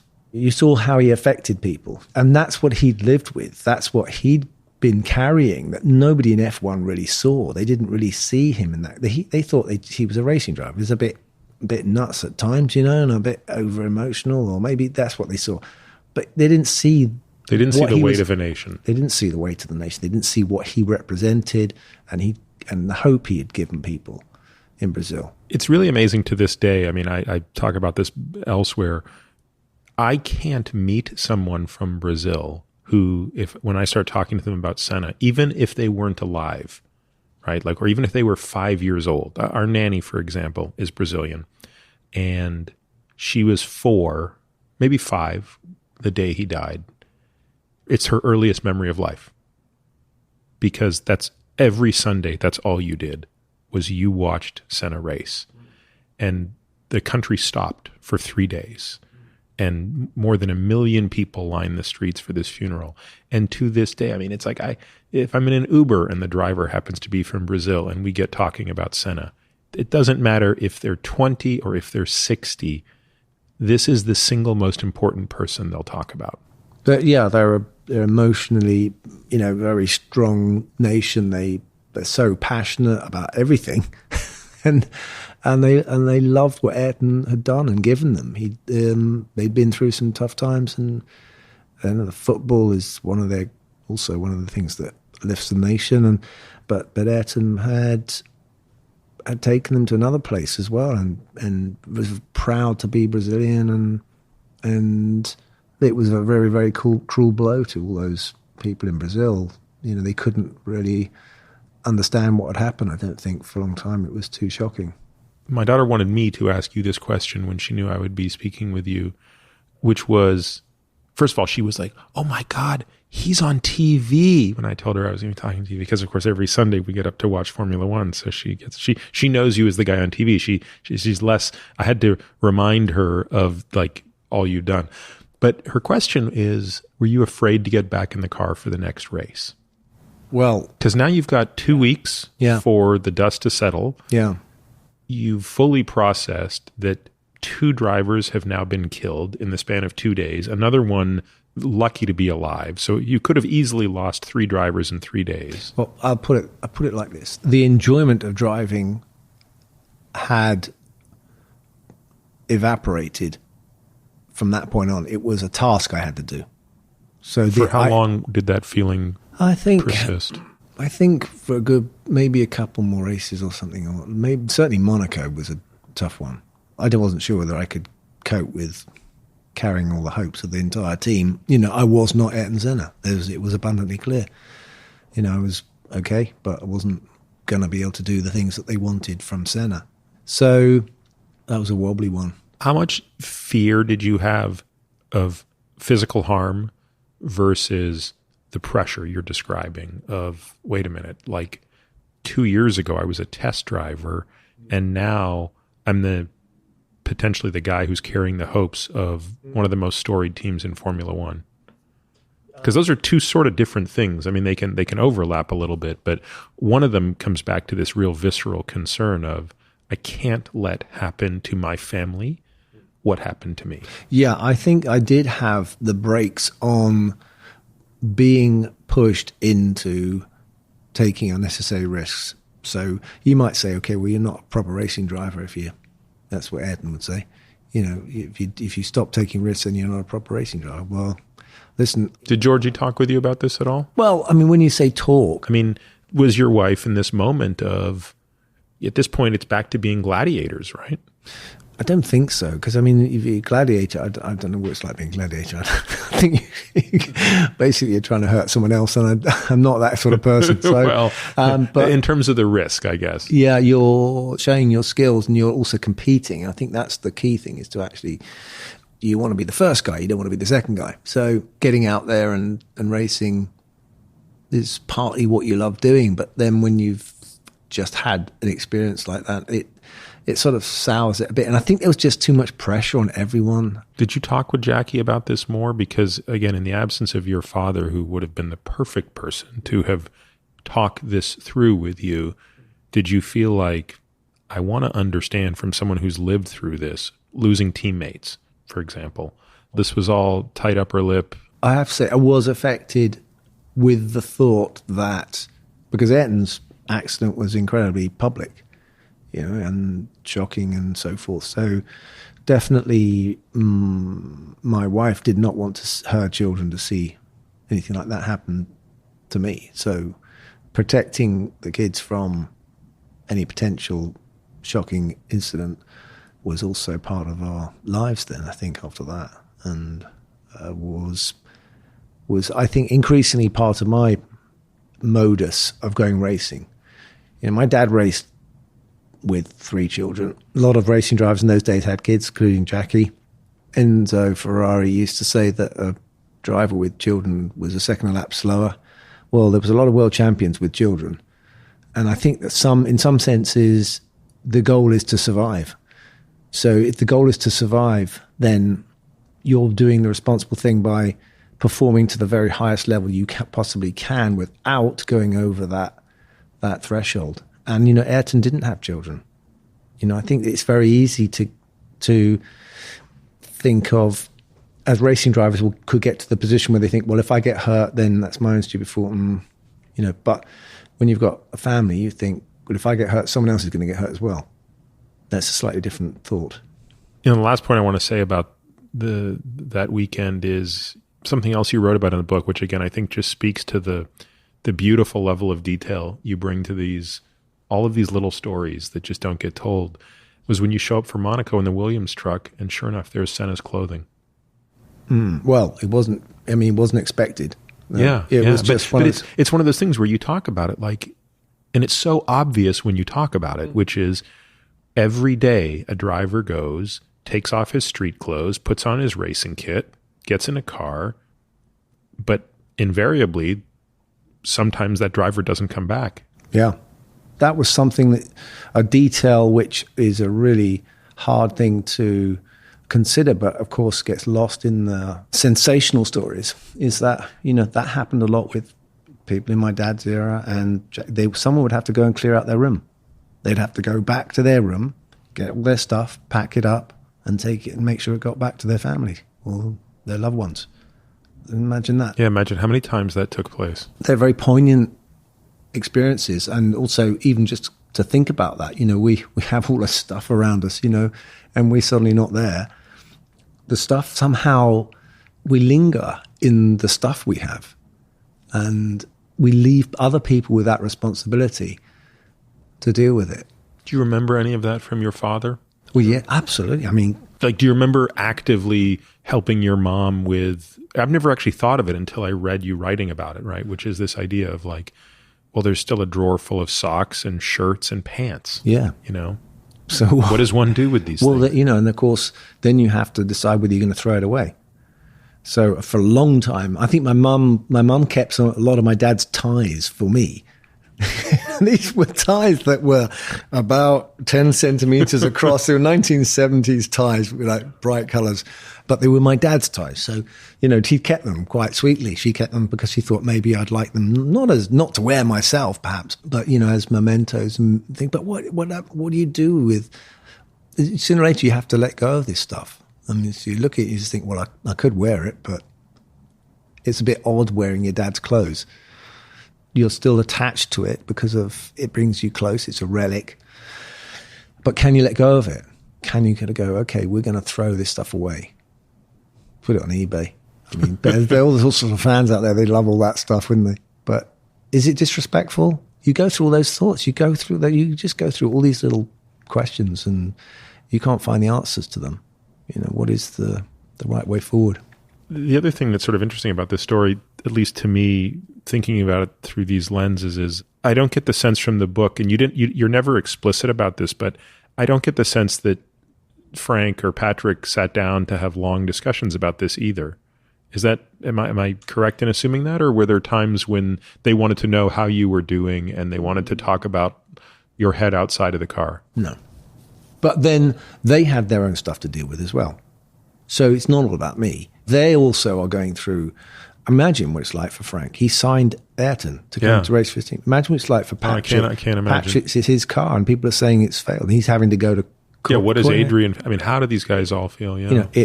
Everyone had a lot of stress to deal with. The engineers, the guy who works in the car, not an easy time for any of them. So it's one of the contradictions with us sport is, we focus a lot on the driver. In some ways, the public see the driver as the public-facing person, the person of most interest, but it's not all about the driver as well. You work with these, you rely on the team, you work with the team. They went through a lot. They were really battered after that experience, and some of them still today don't want to talk about it. As you head into the second half of the 94 season, all of a sudden the gap between you and Schumacher is narrowing. And as you head into Suzuka, I think you're separated by a point. Right. What was the situation in Suzuka? Well, if he finished ahead of you, he would win. Yes, exactly. Yeah. But then he crashed, trying to cut you off. That was in Adelaide. That was in Adelaide. So in Suzuka... I'm sorry. I misspoke. Suzuka was the second to last race. Yes, it was. Yeah. Which you won. I had to beat him to keep the championship open. And you did, yes. Okay, so Suzuka is the race that you... It came down to match play, basically. Yes. It was hole by hole. And that you wrote something very interesting about this, which was you have this moment where you feel like you can't do anymore. And you, in the book, you actually describe this as you call out to Ayrton and you say, like, if you're up there watching me, like, I need your help right now. And then you describe the next lap as an out-of-body experience. And I'm reading that, and what you're describing sounds exactly like the way Senna described his 88 qualifying session in Monaco, which was he wasn't driving the car. Like, he was part of the car was being driven. And I don't know if that was just a coincidence that, because you didn't reference anything about Monaco, but it was just interesting that you talked about having this thought of calling out to him for help as your former teammate, and then driving. I think the word you used is you were possessed. Yeah, that's the only way I can describe it. I mean, I'm sure that there's a perfectly logical explanation, or one that can be described or explained in scientific terms. Yeah, biologically. I think that we all know that every now and then we do something. We hear people say things like, I don't know how I managed to lift the car up, or something like that, to get it off some kid or something. We have more potential than we are aware of. And sometimes to release that potential, we have to play tricks with our mind, and we have to say, imagine that pain isn't there. And, I've had stories of people who've, got dreadful pain, but they can manage to cope with it by meditating and all these things to do with fully exploring what the mind is capable of doing have got lots of very strange stories attached to it. And I think people are right to be skeptical of them and question them. But if I had tricked myself through not deliberately, but just simply, I wanted to win that race. I knew I had to win that race. And I also wanted us to win for Ayrton as well. There was an element of wanting to beat the Benetton team because of this story, this experience we'd had in 94. So I was massively motivated to win that race, but I'd run out of steam. I couldn't go any faster. And he's catching me, and I knew he was gonna get me on the line, and I just thought, okay, I need some help from somewhere. And so I just said, in my mind, it was a kind of like, Ayrton, if you're there, I can need a bit of a hand. And I swear to God, it was like someone had got my foot and planted it flat on the floor, and I couldn't lift it off. I couldn't lift off. I'm going through the S's. I'm going, oh my God. And my hands are just correcting the car. And I literally was disconnected from what my body was doing. And it was just like I was willing it to win, willing it just purely through thought, through some sort of telepathic kind of way. I was controlling things. And eventually I got halfway around. I just thought, oh no, I'm sorry, I'm going to have to come back here. This is all going to go horribly wrong. And I can remember literally feeling like I was coming back into the car and at the hairpin and going, right, I'll take it from here. I'm sure we can finish this off. And now people listening to this will go, you're nuts, you're making this up, but that's what happened. And I can't explain it in any other way than I just did. It was, and I beat Michael in the wet. So let's be honest, little old me beating Michael Schumacher. Someone must have helped me. Well, it's funny. I'll pause for a moment only to say something for the person who's listening to this who isn't a diehard F1 fan. Many a pundit has actually, with the benefit of the retrospectoscope, said you're arguably one of the most underrated world champs ever. I mean, you're incredibly modest. You're so uncomfortable sometimes. Do you remember when they did the This Is Your Life special about 20 years ago? Mm-hmm. I found a clip of this on YouTube. Right. Have you ever watched it? No. Well, what? I don't even know what you're talking about. You know that TV show, This Is Your Life? Yeah, I remember This Is Life. Yeah, I did. I did. Yeah, they got me on that one. Yeah. Yeah. You have to go back and watch this, because I'll tell you what I can't get over on that show is how uncomfortable you are being commended. Yeah. Think about it. The whole show is singing the praise of the person who's This Is Your Life. They're bringing all these people out. Everybody's talking about you and blah, blah, blah, blah, blah. You're making me feel uncomfortable even now just talking about it. but the level of discomfort in watching you be praised by people it's palpable to watch. Now, maybe I'm just a bit more tuned into that now because I've read everything you've written. But that was my reading of that. Now, I could be wrong. I'd be curious to know what your wife or someone who knows you well would think, or what your children would think if they saw that. Is that just Dad's, countenance, or is that actually Dad being uncomfortable being praised in this way? I am uncomfortable being praised. I mean, there were times when I was in therapy, which I talk about in the book, where my therapist is going, well, I think you did really well. And I'd be going, oh, no, don't say that. I want you to criticize me. I want to know, how I can be better and what I've done wrong. Now I'm much better with that. I mean, I honestly, if someone says that was a great shot, even if it's rubbish, I go, okay, well, that's very nice of you to say so. I really appreciate it. And, but I don't know. Yeah, it does make me feel really queasy about, getting compliments. I don't know why. I'm sure that's an awful failing in a human being. I don't know. I don't know if that's true, actually. What I do think is, I think we celebrate far too much people's achievements that perhaps they don't warrant so much celebration as we give them. I mean, what does it mean? Racing driver. They want to. Everyone wants to race and they want to win. They don't want to win for everyone else. They want to win for themselves. So it's a kind of selfish activity. Every now and then you want to win for someone else, and it's nice to do that. But is it so praiseworthy? I don't know. I mean, I think it depends, right? I think it depends on, I understand your point, of course, right? Compared to a missionary doctor or someone who's, out there saving a life or something like that. Maybe not, but it's still a metaphor for life, right? It's still the substrate by which we can take lessons and expand. And it still pushes the boundaries of what it is that we're capable of. And I think there's something about that Senna is the most extreme example of that we've probably ever seen in all of sport, where one individual's passion and pursuit is, first of all, it's a tool by which he was able to help millions of people in his own country directly and financially. But I think more importantly, it's sort of a hope that people cling to. And in the words of David Foster Wallace, we all worship something. There's no such thing as atheism. So we're all in the pursuit and worship of something. I think also there's something, maybe it just occurred to me, but I think also that I've learned to appreciate that opportunity doesn't come to everyone.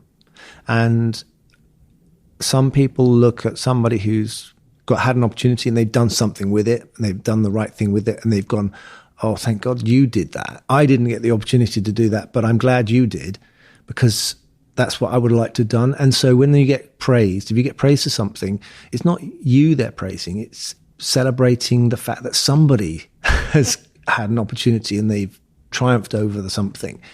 And you're right, that's what gives us all hope that, maybe if we got the opportunity, we do the same. Or it's a generosity when you're celebrity. I think people say congratulations because we're celebrating something for all of us. I think that's something which I perhaps never really properly understood. I felt, a bit like a kid getting too many Christmas presents or something. I don't know. Well, you almost got the Christmas present in 94, because as we head into Adelaide, of course, now you're down by a point. If Schumacher finishes ahead of you, he wins the championship. If you finish ahead of him, you win the championship. And he crashes, and all you'd have to do at this point is finish the race, and you win. And then something is wrong with your car. If I recall, it was suspension. Yeah, so what happened is we were racing hammer and tongs, and a long way ahead of everyone else. Yeah, because Nigel was on pole. But had a horrible start. Yeah. It was basically a two-man race. And it was sort of Suzuka Part 2. Yeah. We went straight back into the battle we'd had at the previous race. I did put him under a lot of pressure, but then he started to creep away from me, and he got so far away I couldn't see round. It was like a street track that went round blocks, so it was 90-degree corners, and he'd just gone round the 90-degree corner that I couldn't see that he'd gone off and hit the wall and come back on. So when I come around the corner, I'm right on his tail, and he's coming back on the track and obviously not up to speed. And I thought, this is my chance. I'm never going to get this again, because he already managed to pull away from me. So I thought, he's slipped up. He's managed to get back on the track, and I'll have a go at passing him on this corner here. So I went down the inside, but he closed the door on me and touched my car and damaged the suspension. He crashed out. So his race was run, but unfortunately my car was also damaged and I couldn't carry on either. So he'd won the championship. And a lot of people were very cross about that. I have to say, I look back, at the time I thought, oh, what have I done? That was a stupid, clumsy move I just did. But actually, it's very British of you. Yeah. Jeez. Well, when I look at it again, it still looks like that to me. But anyway, what I didn't know was his car was probably terminally damaged anyway. So if he knew that his car was damaged, then he knew he had to do what he did. Yeah. And if he didn't know, then it was just a defensive move that worked for him, luckily, I suppose, because my car got broken. I think the hardest part of that story for me, sort of cheering you on, is like, you're just thinking, come on, guys, you don't need the suspension to be perfect. It just needs to be good enough for you to limp to the finish line. There ain't no have been done. You don't limp in a Formula One car. Yeah.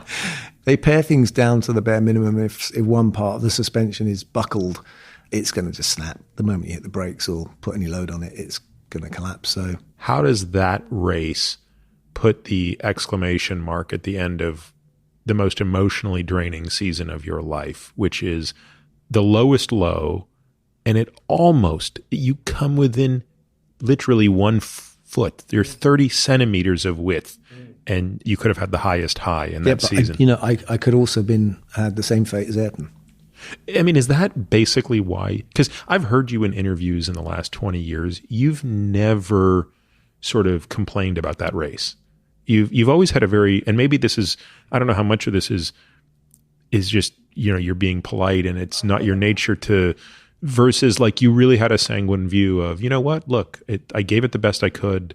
It's amazing that I was the second, I had the second most points that season, but I don't have hard feelings about it, is sort of the way I feel you describe it. I think in 94, I gave it everything I had and wanted so badly to win. I want to ask you a question. Did Michael set himself up as somehow the villain? Was in some way what happened to Ayrton was not his fault? But I mean, I think a lot of people this is complicated. Here's the thing. I mean, I'm going to just put my bias on the table, right? You can see my laptop over there. It's got a MP4. I mean, I'm a Senna fan like no other. I've never liked Schumacher. I have to be honest with you. I always felt he played in a gray area of the sport. Let's look at 94. Well, I'm just saying, Peter, I asked you that question because I sort of knew that was the situation, not with you personally, but there was definitely some animosity towards the way Michael went about racing. Yeah, and part of that's not fair to Michael, right? So part of it is, I think if Michael had not raced at Imola, I don't think Senna would have died. Right. That's not Michael's fault, by the way. It's not. It's not his fault. But that's sort of the view that I carry, right? Was Senna was convinced that Schumacher was riding traction control. I probably think that's true. Remember, Benetton refused to submit their data to F1 after that race, incurred a huge fine. Several races later, they get busted for using an illegal fueling filter. I mean, they were always sort of doing something a little bit gray. So I think there are some fans that just immediately fell into Schumacher is not the good guy. But you can also look at Ayrton and say Ayrton was someone who's very volatile. Mm-hmm. And if he felt that someone had treated him badly, he would almost never forgive them. I don't think he ever forgave Prost for Monaco of 88-4. I think that was the beginning of the end of that animosity. And I think maybe that was a weakness. It is. And, my wife asked me about this. She goes, you sort of have a double standard with Senna. Like, you're very quick to overlook his flaws. I don't know that that's true. I think what it is, I think it's how open a book he was and how volatile he was that I actually see as appealing. There's no ambiguity of where you stood with him. It's kind of Greek theatre, isn't it, with Ayrton? Yes. He's kind of destined. He hadn't got any choice in the matter. His life, his personality, the things that made him who he was, these forces were driving him. And you look back at some of the earlier interviews. I mean, there was an amazing interview with Prost in 90 maybe, when he was so upset at Senna. But he made this point, which was like, God, Senna acts like he can't die in a car. He drives like someone who's immune from death, but he said, but he's not. Of course, never would anybody imagine what that would foreshadow 4 years later. So, yes, going back to your final race in 94, I thought Schumacher was out to lunch. I mean, I thought that was completely unfair. But what should have happened was that the people who run the sport should have said, you can't do that. Yeah. And they didn't. They didn't do that with Ayrton when he crashed into Prost in Suzuka. Although I always thought that was sort of payback for. Yeah, it's not. I know. You can't run. You can't let drivers have. Yeah, you can't be mercenaries. No, it's not. It's not Death Wish or whatever that film was with Charles. But you're too young to remember. No, I totally remember. But so you can't take the law into your own hands. That's what they're there for. They're there to stop things getting out of hand, and they just abdicated their responsibility to running things properly, and that meant that opened the door for everyone in all branches of the sport to go about the sport in the way they saw it being executed in Formula One. Because everyone sees Formula One as the pinnacle of everything. That's the way they work it. So in American racing, they're a lot tougher. It's incredible, they can be quite tough on drivers who are bad driving and stuff like that in the States, particularly on ovals as well, because it is very dangerous. So we're going to skip the 95 season just for the sake of time, because there's still so much I want to talk about post-retirement. But into the 96 season, you're racing very well. You've now got this new upstart, another son of, as you describe him, right, from my home country. At what point, even though it came down to the last race, so it's sort of a nail-biting season all over again, your form looked incredible that season, right? I mean, was there a part of you that was starting to accept halfway through that season that this is your season? Yeah, I think before the season started. It was always a one-year contract. I didn't know it was going to be my last season with Williams, but I knew when we got to Monza, which was a bit later in the day, but I mean, at the start of the season, I thought, this is got to be perfect this season. I've got to, not be distracted, and I've got to polish the job. I knew I had a chance. The car was brilliant, and I knew I had a guy who'd never done a lot of the tracks that he was going to go to. So no matter how fast he was or motivated, he was at a disadvantage to me. I had no excuse not to beat him, really. And he was a good teammate. He was cocky and a bit irritating at times, but charming with it as well. What track? Was it Estoril when he claimed he could take the non-racing line? He did that at the start of the season. Like in pre-season testing, right? In pre-season testing, he sort of sat down and I think he did it as a way of getting noticed by the team and the engineers by saying, do you think anyone could overtake round the last corner, and boasting really and catching everyone's attention in the process. And we'd sit there and go, guy's completely mad. What is he thinking? What's he talking about? Anyway, did it. That's the amazing thing. And he couldn't have passed a better person. No. And he did it. And also I was in the post-race cool-down room with him as well. And Mike was very cross with him because he claimed it was dangerous. And yeah, the irony of that is unbelievable. But that's the extraordinary thing about these guys is they are never wrong. In any situation, they've tricked their mind to believe they have to be right in every situation. And there's only one rule, and it's their rule. That's their way they approach it. And someone told me the story about Jack Nicklaus being asked in an interview once by someone, some get together with the public and meet the fan type thing. And the guy asked him, Jack, when you 3-putted in the Masters in whatever, he said, I never 3-putted in the Masters. He said, yeah, no, you did. I saw you. I was there. And he said, no. I said, I never 3-putted in the Masters. I never 3-putted my whole career. He just basically explained that people who are that competitive and train their mind, they don't see themselves as making mistakes like that. Well, and you could almost argue that's a trait. Like that's a feature of their greatness is the ability to completely suppress anything that could be negative or that could reflect on them having made an error.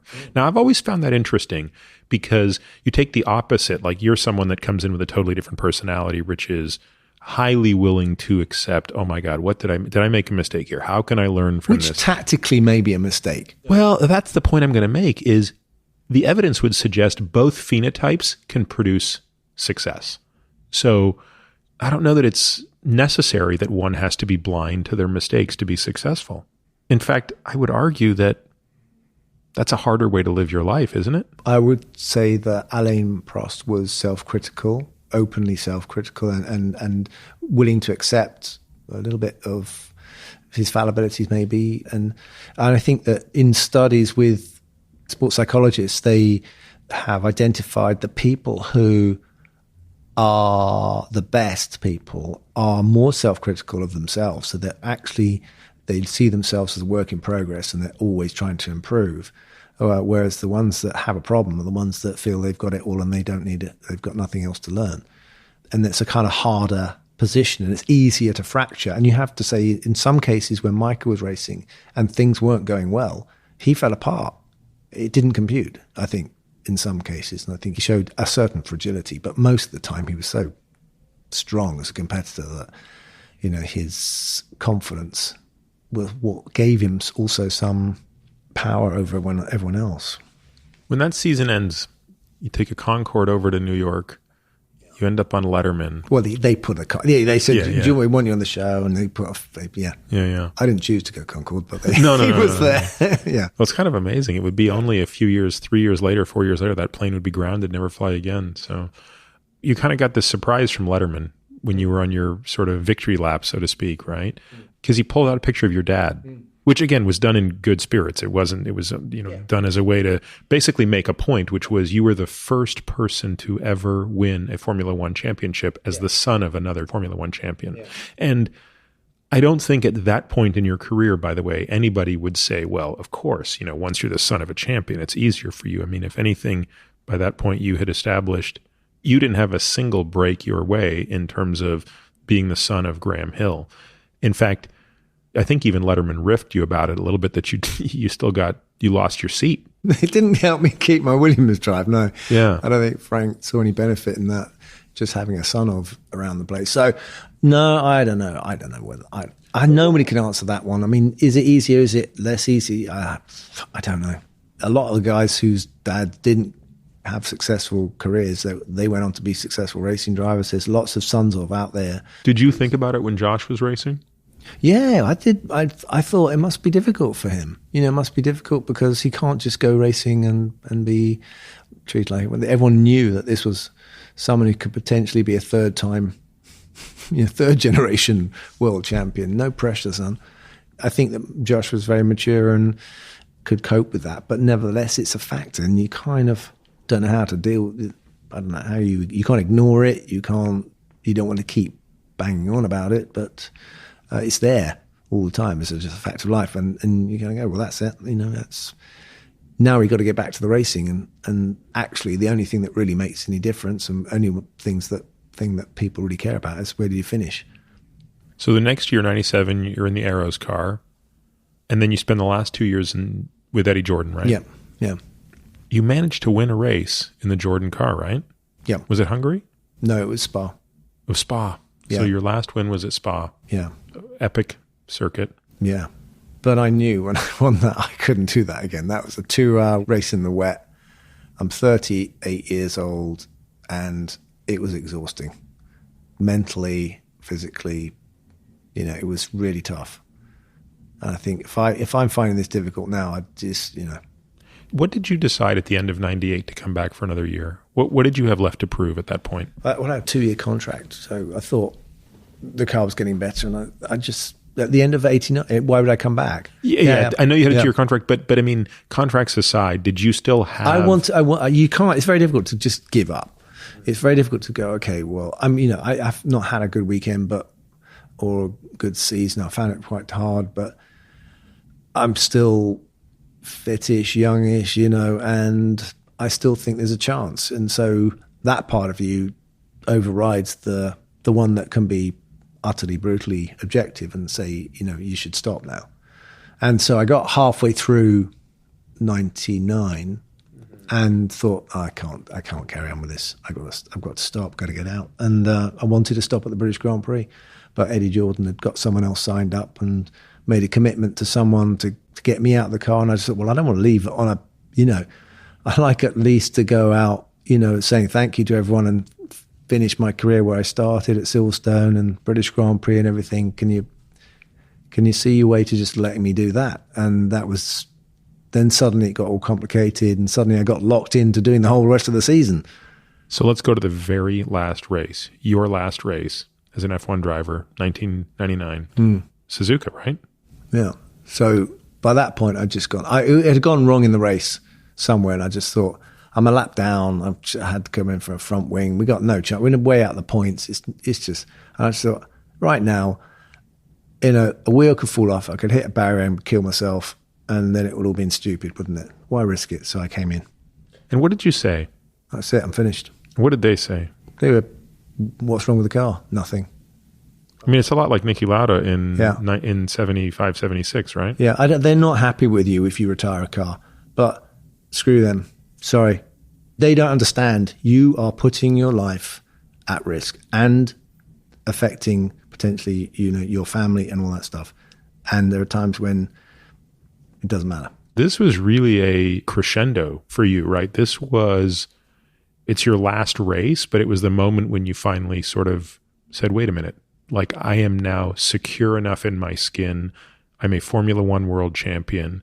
And on my terms today, this is enough. No, exactly. I'd done it their way my whole career. I had always given everything I had for the team. And I gave everything I had for Williams, and I got the sack. And after a bit, you just go, hey, listen, there is a deal. They're doing a deal. You've done a deal with them. Okay, it says in the contract, you will always give the best of your performance. I gave the best. I had nothing left, Do you remember that evening or the next night you were, I guess it would have been probably was your family at that race? No. So how long before you got home? Do you remember?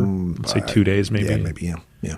What was it like that first time you came home knowing you were retired? Was it the greatest feeling? Was it a sad feeling? It's a very good question. I don't actually remember. I think I was very relieved and happy. I thought I was home and dry. I thought I'd escaped. That's what I thought.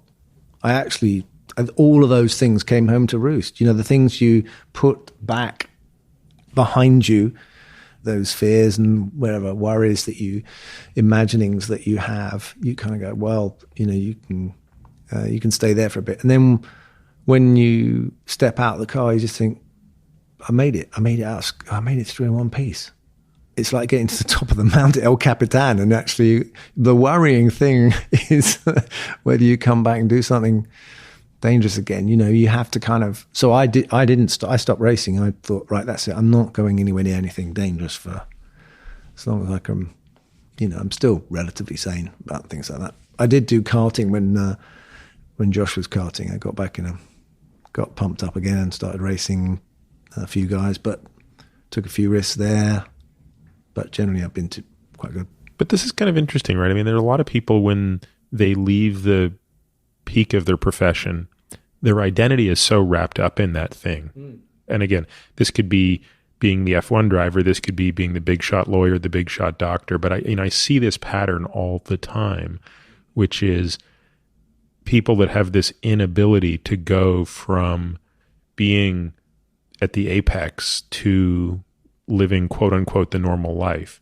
You never really seem to, I mean, you went through something different, which we're going to talk about, which was now that you had more stillness around you, I think you were able to appreciate the depression.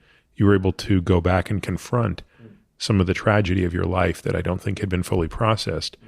But you also didn't have as much of this struggle, it seems, with your identity being first and foremost a driver. I think I felt like I denied my identity by being shoehorned into being a racing driver. I mean, I think I did the racing. I don't think I ever thought that that's who I was. You know, I knew I could do it and I liked doing it, and I felt strongly that I was a very good driver and I could beat people, and I gave it 100%. But I just thought that's only a small. Your Formula One wants people to be a certain way. You know, they want particular types of heroes, and I just thought, well, maybe I'm not that person, and I don't want to be what you want me to be. So I've got to be me, and I want to go racing the way I go racing. And I gave a little bit, but I also perhaps was not cut out for that role. I don't know.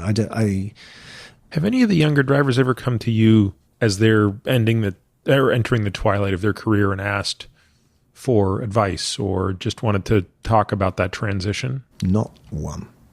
Not one driver has come to me and gone, I want to be a Formula One driver. What do you do? It's amazing. I mean, it's almost not a conversation that never happens with racing drivers. They hardly ever speak to anyone else, any other racing driver about getting advice. It's not like tennis or golf or something like that where they have coaches. It's really peculiar.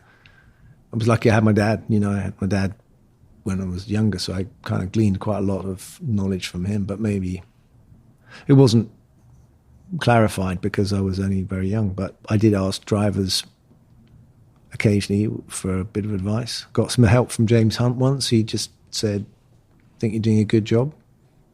And that was really helpful. That made me feel great because I thought, here's a guy who's respected, actually giving me some thoughts on what he thought I was doing. I'm trying to rack my brains to see if I've got... I also didn't get advice as such, but I used to speak a little bit to Nicky Lauda. And were you close to Nicky at all? Only a little tiny bit, not that close, but because he raced against my dad, I kind of felt like he was cognizant of that side of my life, if you like. So a bit of a connection there. Jackie, of course. Jackie would give advice. But as far as other people coming to me and going, how do you do it? I think probably people looked at my career and thought they don't want to do it like the way I did it. So they don't ask for my advice. You wrote about how you weren't specific as to when this occurred after retirement, so I can't tell if it was 2 years after or 10 years after, but you wrote about how you were on a family vacation somewhere and you were sort of sitting there, I think, just with Oliver, and you wrote that you were frustrated, confused, and angry. And then you had this moment of sort of clarity. And I don't know if you intended it to sound like a turning point, but it sounds like it was. I believe you were already in therapy at this point. You were already speaking with a therapist, and you were already confronting your own depression. But what is it about that moment? I mean, depression is such a depressing word. Mm-hmm. People, you talk about depression, you can sense people go, oh, please don't talk about depression. And my comment on depression is that depression is a way of telling us we're going the wrong direction. So it's a profound signaling, a running out of energy, an energy that is depleting, and it's actually starting to go the other way. It's actually starting to drag you down, and it's because it's trying to tell you something. You are sort of doing this to yourself. You actually need to reorientate your perspective on things. How do you do that? And that's easy to say. And as anyone who's had depression knows, someone can't say to you, just cheer up. It's the most useless advice one could give. Do not understand the meaning of depression if anybody thinks that that's what it's about. It's almost like you've run out of ideas completely. And it's not even the buffers, it's the black hole, isn't it? So the abyss. I remember I did actually go and see Rothko exhibition at Tate Modern, I think it was. And I was looking at one of his paintings, and there's usual thing, there's horizons. So they are literally horizons, aren't they? And one of them was a very sunny looking painting. So it had sort of like the sun above. And then as you went down, it went darker and darker until it went down. And I remember looking at this painting and just going, I don't want to go down there. And you felt like you were on a path to there? Or that there was some sort of pull, like if you didn't make a change, that's where you were going? I think you mentioned identity, and I think that is fundamentally important. And I think that people who have had an overwhelmingly powerful parent, let's say, they haven't fully evolved their own identity. They haven't had the chance. Something's, your dad's famous and then he dies. Who are you? Are you your dad's son? Who are you? He wasn't around long enough to it didn't manage to get to that point where I was confirmed as me. My mum and my dad were distracted. They had this career going on, his career going on. I think I didn't fully develop an identity. I knew I had somebody that people responded to, and my friends when I went to school, but it wasn't a fully developed personality. It wasn't a real rounded thing. It was sort of half cooked. And when I stopped racing, I just expressed something that I had. Maybe I was just, play acting my dad. Those are the sort of questions I didn't really achieve it. So to be 40 years old and to be thinking those things has got to be somewhat jarring, right? Yeah. Because you're sort of saying, wait a minute, who am I? Like, I haven't figured this out right now. Yeah. And what if I've spent the last 20 years pursuing something that wasn't really about me? No, exactly. And there was definitely an agenda. Part of it was to reconstitute the life that we had before he got killed. So I managed to get us back. I used the word us, but of course my mum had lost her husband and my sisters lost their dad. But I had a family. But in a way, and partly in my mind, it was if I restructured my family, then we'd restructured the family that was shattered, that was destroyed. So I'd rebuilt this thing. So there was this, is a misplaced concept. It doesn't apply because it's not, you can't put back together the family that died. My dad's not going to come back. And so my kids were growing up. I was thinking all the time, well, I would have done anything to have had my dad back. But they had their dad. They didn't know what that was all about. Did you ever feel at some point that you had an obligation to them to figure this out? Because the irony of it was you lost your dad because he actually died. But if you didn't figure this out, your kids were going to lose their dad, not because he's physically dead, but because he's emotionally absent or emotionally dead, and for lack, at the risk of sounding too dramatic. Well, and I think the more you dig in there, the more you realize that your parents' relationship was not as ideal as it should have been. And when you're younger, you idealize them and everything's wonderful when clearly it wasn't. And what you don't want to do. Did you ever talk to your mum about this? Yeah, I did actually go and start to talk to my mum about her relationship with her husband, but she was quite defensive. Not defensive, but she had created explanations for her relationship with her husband. And he clearly they'd had difficulties. But then if I started to criticize him, then she would suddenly come to his defense. And do you think part of that is just her stoic nature? You write stories about her upbringing. I mean, she almost died during the war. And then on top of that, she's standing there as one of the wives during the most dangerous era in the history of this sport, where about a 1 in 3 chance your spouse is going to die over the course of their career. And they're saying all the time, this is a noble thing to be doing. Well, was it? Really? Was it that noble when you've got family and stuff is it really that admirable that you're putting all that at risk? And of course, the irony is because he retired, he was home and dry. Yeah, he retired about 6 months before this crash, right? Yeah, he was 46. He stopped. He had this team that he was developing. So everyone breathed a sigh of relief. Oh, he's in the clear. He dodged the bullet. He dodged the bullet and bang.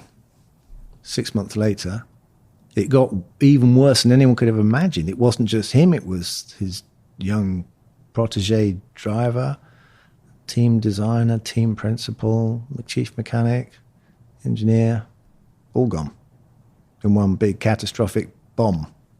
And it makes you go through life slightly, you're never quite sure what's around the corner. That's the horrible thing. If you knew in, call it 1985, right? So you're 25 years old. If you knew then what you know today, or if you could go back and talk to that guy then, but as yourself now, what would you tell the 25-year-old version of yourself now? I would try and dispel from him a lot of erroneous notions about how the world works and who really cares about what you think and what you do. And I would say just don't waste a lot of energy thinking about those things or trying to make an impression on people because you think that would help you. It doesn't work like that. You just don't worry about that. If you've got a job to do the job. If you do it well and you do it better than other people, then that will work. That will help you. Focus on things you can do, not on the things you can't do anything about. And don't waste a lot of energy worrying about them. I probably would say that. And I'd also say enjoy it. Just, don't put yourself through torture because you think this is something that means a lot. It does. We're going around in circles, chasing each other and trying to come first. That's all it is. Yeah, it's interesting, right? You talked earlier about the nobility of the sport in the 60s and 70s when it was basically the most, dangerous thing you could have done. It was almost pornographic. Some people actually, I think, looked at Formula One and were put off. They thought it's a disgusting thing. And now I can see that I can understand why they felt that way. I think that anybody in the sport at the time, or even today, we like to embellish it and make it seem like it's such a wonderful thing. And it is. It's impressive. It's incredibly impressive. But let's not get it too far out of context. It's just it's a lifestyle choice for a lot of people, and it's a show of brilliance in certain fields, but it's not going to really change the world for the better. A few people's weekends get a lot better or a lot worse. But do you think that there are benefits from Formula One, for example, in terms of advancing safety, technical achievements of vehicles? I think what Formula One does brilliantly is that it shows people if there's an issue or there's a problem, they can solve it. They're absolutely brilliant at not stopping when there is a challenge. They go, where's the challenge? We can't. Well, we'll do it. We'll find a way around it. We'll do it. That's the impressive thing about Formula One. I mean, Max Mosley, do you remember a couple of days after the Senna crash? He was very recently had become the president.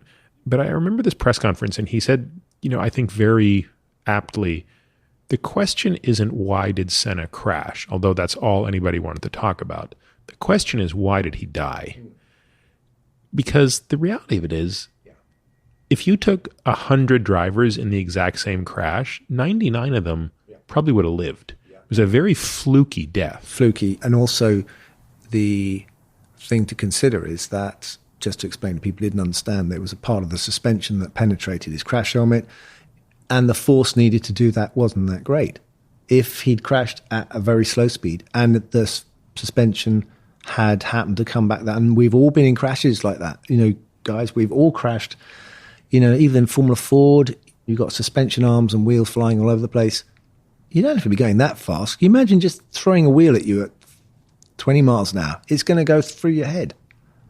Yeah. You know? So that to me was the big step forward in Formula One safety, which is, there are probably just as many crashes today as there were in the previous generation, but people aren't supposed to die.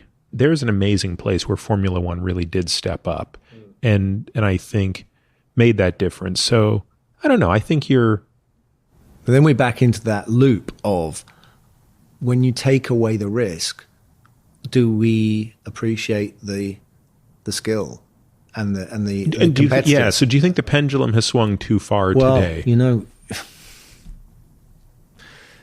I don't know how you answer. Because you don't want to say there should be more risk. No, you don't. Well, there's a guy who constantly reminds me, he's an engineer, that there's a difference between hazard and risk. So the hazard is what can happen and the risk is the potential of that happening, so the chance of that happening. So, the chances of being hit on the head by a flying wheel are slim because not that many people have been killed despite all the flying wheels in motorsport. Yet, we can name 2-3 people who've been killed by that just thing, and now they brought in the halo. So we believe we have eliminated the hazard. The chance is reduced, I suppose, because it's got to somehow get through the halo. So we've taken away one of the hazards to someone being hurt. That's got to be a good thing. So we have to then replace the challenge, or if we've taken away some of the challenge of the sport, then we need to find a way to introduce other challenges that will be appreciated. Whether that's, I don't know, giving the cars more power or, more difficult to drive, or if it looks easy and it's too easy, then nobody cares. They're not going to be watching. You mentioned how after you retired, you didn't even watch the next decade of racing. I mean, when Schumacher was you knew what was happening. I knew what the result was going to be. So he just cleaned up, didn't he, for about 5 years. Yeah. And I was at a low point with regard to the way the sport was run at that point too. Nothing personal against Michael, but I just thought this is putting on a show for the benefit of just one person and a team. And I just didn't see that's what people wanted. I mean, unless you were German, or Italian, I suppose. Yeah. You also said something that really got my attention. I'm writing a book right now, and in this book I talk about this practice of going to funerals. And, it's funny because you had talked about how much you did not want to go to Senna's funeral, which makes all the sense in the world. But in the last couple of years, I've come to find funerals to be an amazing grounding experience and a reminder of, for any individual, how insignificant we are. I've never been to a funeral yet where the earth stopped turning on its axis.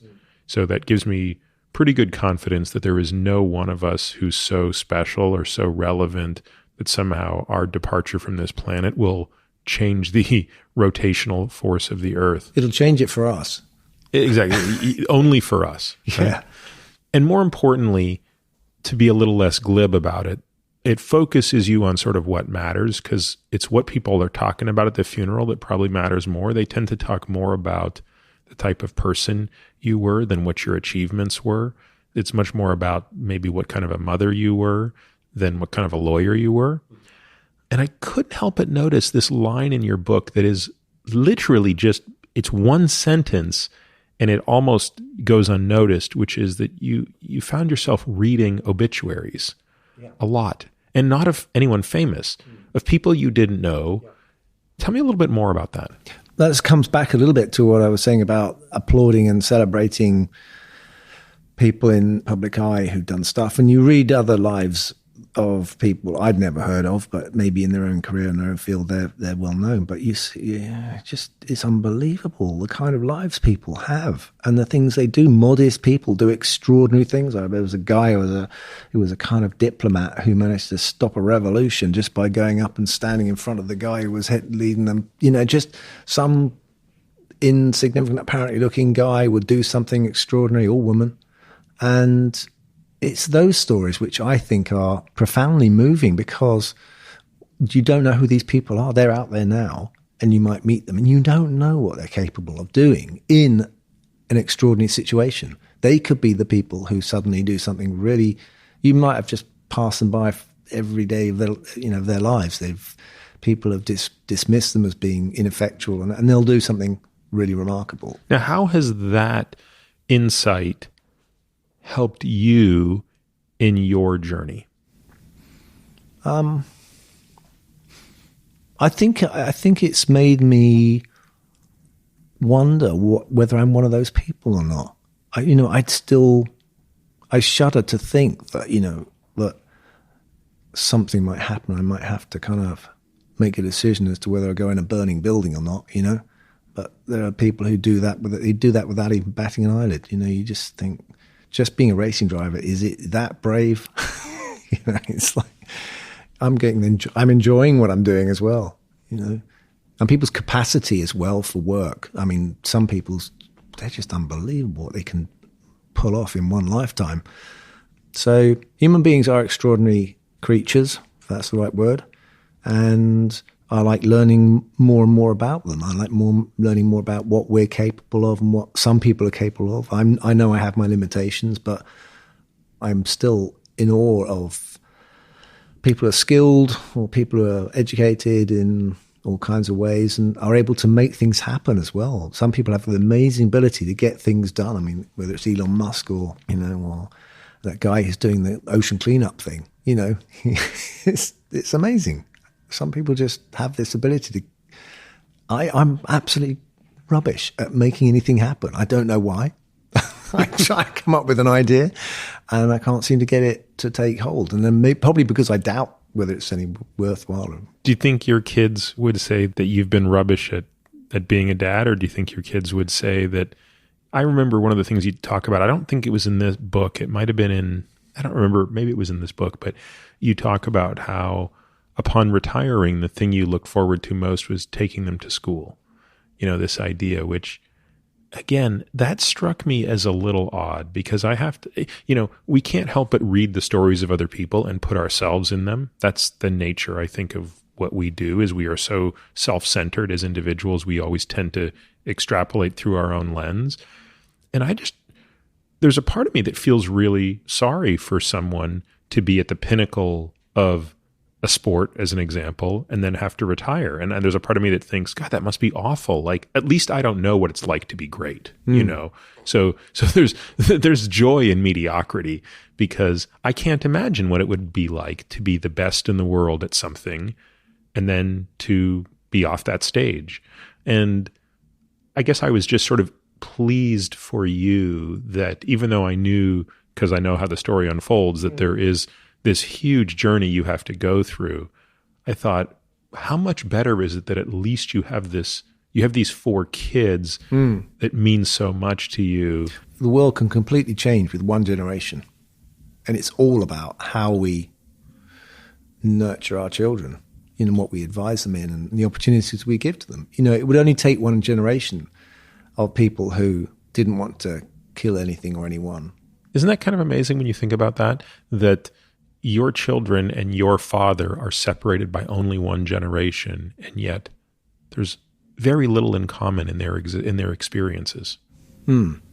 Yeah, well, it's extraordinary the amount of change that's been in the world in those 2 lifetimes. I mean, do your kids ask about their grandfather much? I think a little bit, yeah. I think they know about him, but I don't think maybe in time, but I don't think they let it rule their lives, which is Graham Hill was a huge thing in our lives, apart from me and my elder sister, but not so much my younger sister, but his absence was a big thing in her life.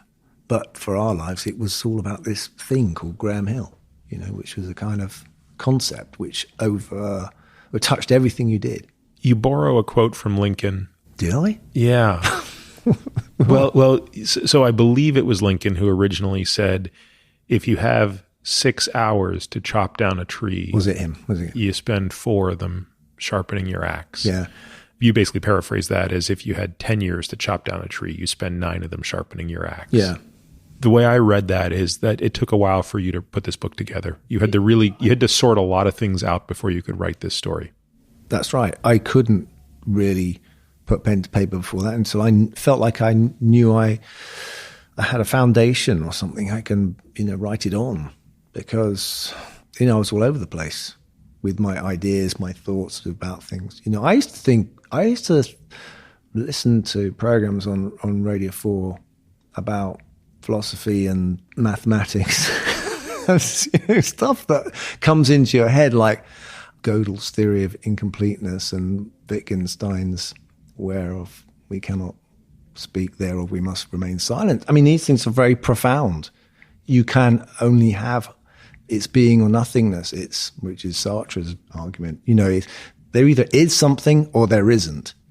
How do you get something out of nothing? And those sort of thoughts. And it would be, for me, I had to get some sort of bloody answers from somewhere. And, and then you realize that they spent an awful lot of time and energy trying to work them out, and they were probably a lot smarter than me, and they didn't get an answer, did they? They didn't get an answer, Nobody got an answer. Tell me who's got the answer. Peter, yeah. Maybe you're the man. Maybe you've got it. Well, I definitely don't have the answers. But I think I'm just really impressed with the journey. It's this journey you've been on that is really amazing. It's a journey that is well worn. It's a journey that men and women, I keep saying and women, all of us humans have been making for thousands of years. We've all asked, everybody's gone through, or in every epoch, they've been wanting to know these answers. And it's natural to want to know those answers. And I think it's when you hear the writings and the philosophies of ancient civilizations, they're all fascinating and have some kernel of truth in them that somehow got appreciated by another group of people somewhere else without the influence of Western civilization or something like that. It's something that is eternal and something which is profoundly compelling about being a human being. I mean, I was going to mention something. So here's something. When I was quite depressed, I had a tree that was given to me. A tree? A tree which was given to me for my 40th birthday by a famous rock band person who couldn't make it to my party. And it was a peace tree. It was an olive tree. Okay? So I had this olive tree, which I kind of treasured, and I thought I really must plant this tree and get it watered at some point. And it got attacked by aphids, or some sort of bug. Mm-hmm. So I spent ages picking these bugs off the thing. I didn't want it to kill the tree, but I was killing the bugs. So I'm thinking, hang on, what do I do? Do I let them kill the tree? Do I kill the bugs? Do I leave it be? Do I not have any involvement? What is my purpose here?